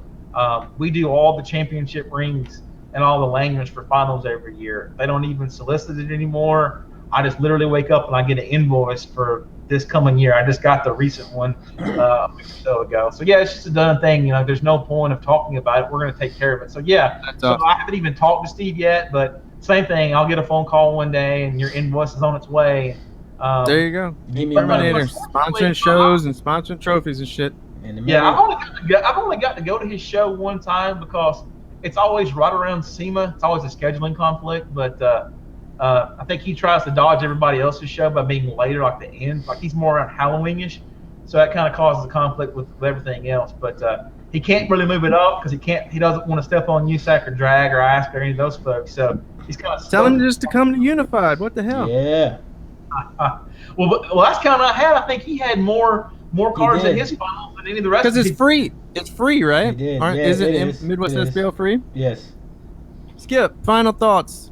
Let's wrap it up. Did we get all the controversy out of the way? I think we got most of it. Hey, look, we reserve the right to recall you for rebuttals when everything comes up later. But look, I'll be happy to come back anytime and talk to you about whatever. As you can tell, I'm not the evil gremlin in the corner. So you're just the guy running the Illuminati from the shadows. Yeah. That's all. You know me, man. I keep it. So look, I'm gonna need a couple of flat lines. I'm going to need a Warden to test against the Z and the Sundown Compact that I currently have. I need a 30.1, and I need you to get with Steve Cook on some SQ components. And Skip? Skip, you got anything? Yeah, send Kyle his stuff. And send Kyle his shit. He's still waiting for it. You guys are going to make me have to go back 100 years in time to find tracking numbers for all this stuff. That's what the internet needs for proof. Yeah. That's right. We need delivery with signature. Signature deliveries. All right, let's wrap this up. Yeah, that was awesome, man. Nick, it's been a pleasure, man. Been a pleasure. Very awesome. So I guess I'll just let me know. I'll come back in 6 months or whatever. Yeah. And the next one, me and Taylor's coming up to y'all. We're gonna do it live at the IA house in the lobby. In the lobby, we're not allowed in the back. We're not allowed in the back room. That's right. Well, maybe in the future, once you interview all my buddies out there, maybe we can have everybody in, and we can have a power hour or something where we get everybody going at it at one time. We absolutely want to come to finals and just walk around with a camera. We're just walking around and be like, everyday audio's here. What do you think about Nick Wright? What's in your truck? So you guys are coming to Louisville? Yeah, we're gonna try. Well, I'm there every year. I'm gonna try this. Never year. been. Yeah, Skip. Wait a minute. Local. So you're telling me you're at finals every year since the beginning of time, and I am too, and you've never once in your mind ran into He didn't want to fight you at the time. He didn't want to fight you. Yeah, you wanted to fight. What are you talking about? I've been at finals for 10, 11 years in a row. 11 years in a row. So you were there. Let's pass Louisville. Yes. I don't know how we didn't run across each other because I don't know how you missed me. I was the drunkest guy there. He saw you walking around with boxing gloves. No, there was a couple of folks there that were way drunker than I'm. I was the one wearing a yellow hard hat with a meter of zip tied to the front of it too. Well, is this before or after the power outage? Right. Actually, I did the JY power kicker cube right after that power outage. Right after that. But so I was there the whole time. And we see this big bolt of lightning hit and a big explosion and the power goes off. Dude, crazy, like the craziest storm ran through too. It was wild. And speaking of that show, Wayne has overactive OCD as well too. And he's like, well, I guess I'm gonna have to get some UPCs now so we can keep the show going for next year. I was actually asked to ask about Gorman Cassidy's OCD disease too, but we don't have time to get into it. We don't have time to get into it. We got to get out of here. Do you like dragons? He may be the worst person I've ever seen in my entire life. Yeah. Like his OCD is so bad that it makes me think that I have nothing. Like I'm just a normal like you're normal. Living a normal life. And Gorman's just the guy that needs some Prozac or something. Oh man, Gorman. All right. It was Final awesome, thoughts. Man. It was awesome. Every time we do these, I fall in love with a new owner. Incriminator audio, it's scary, hugger. Dude. Now it's like every show I want to run all Incriminator now.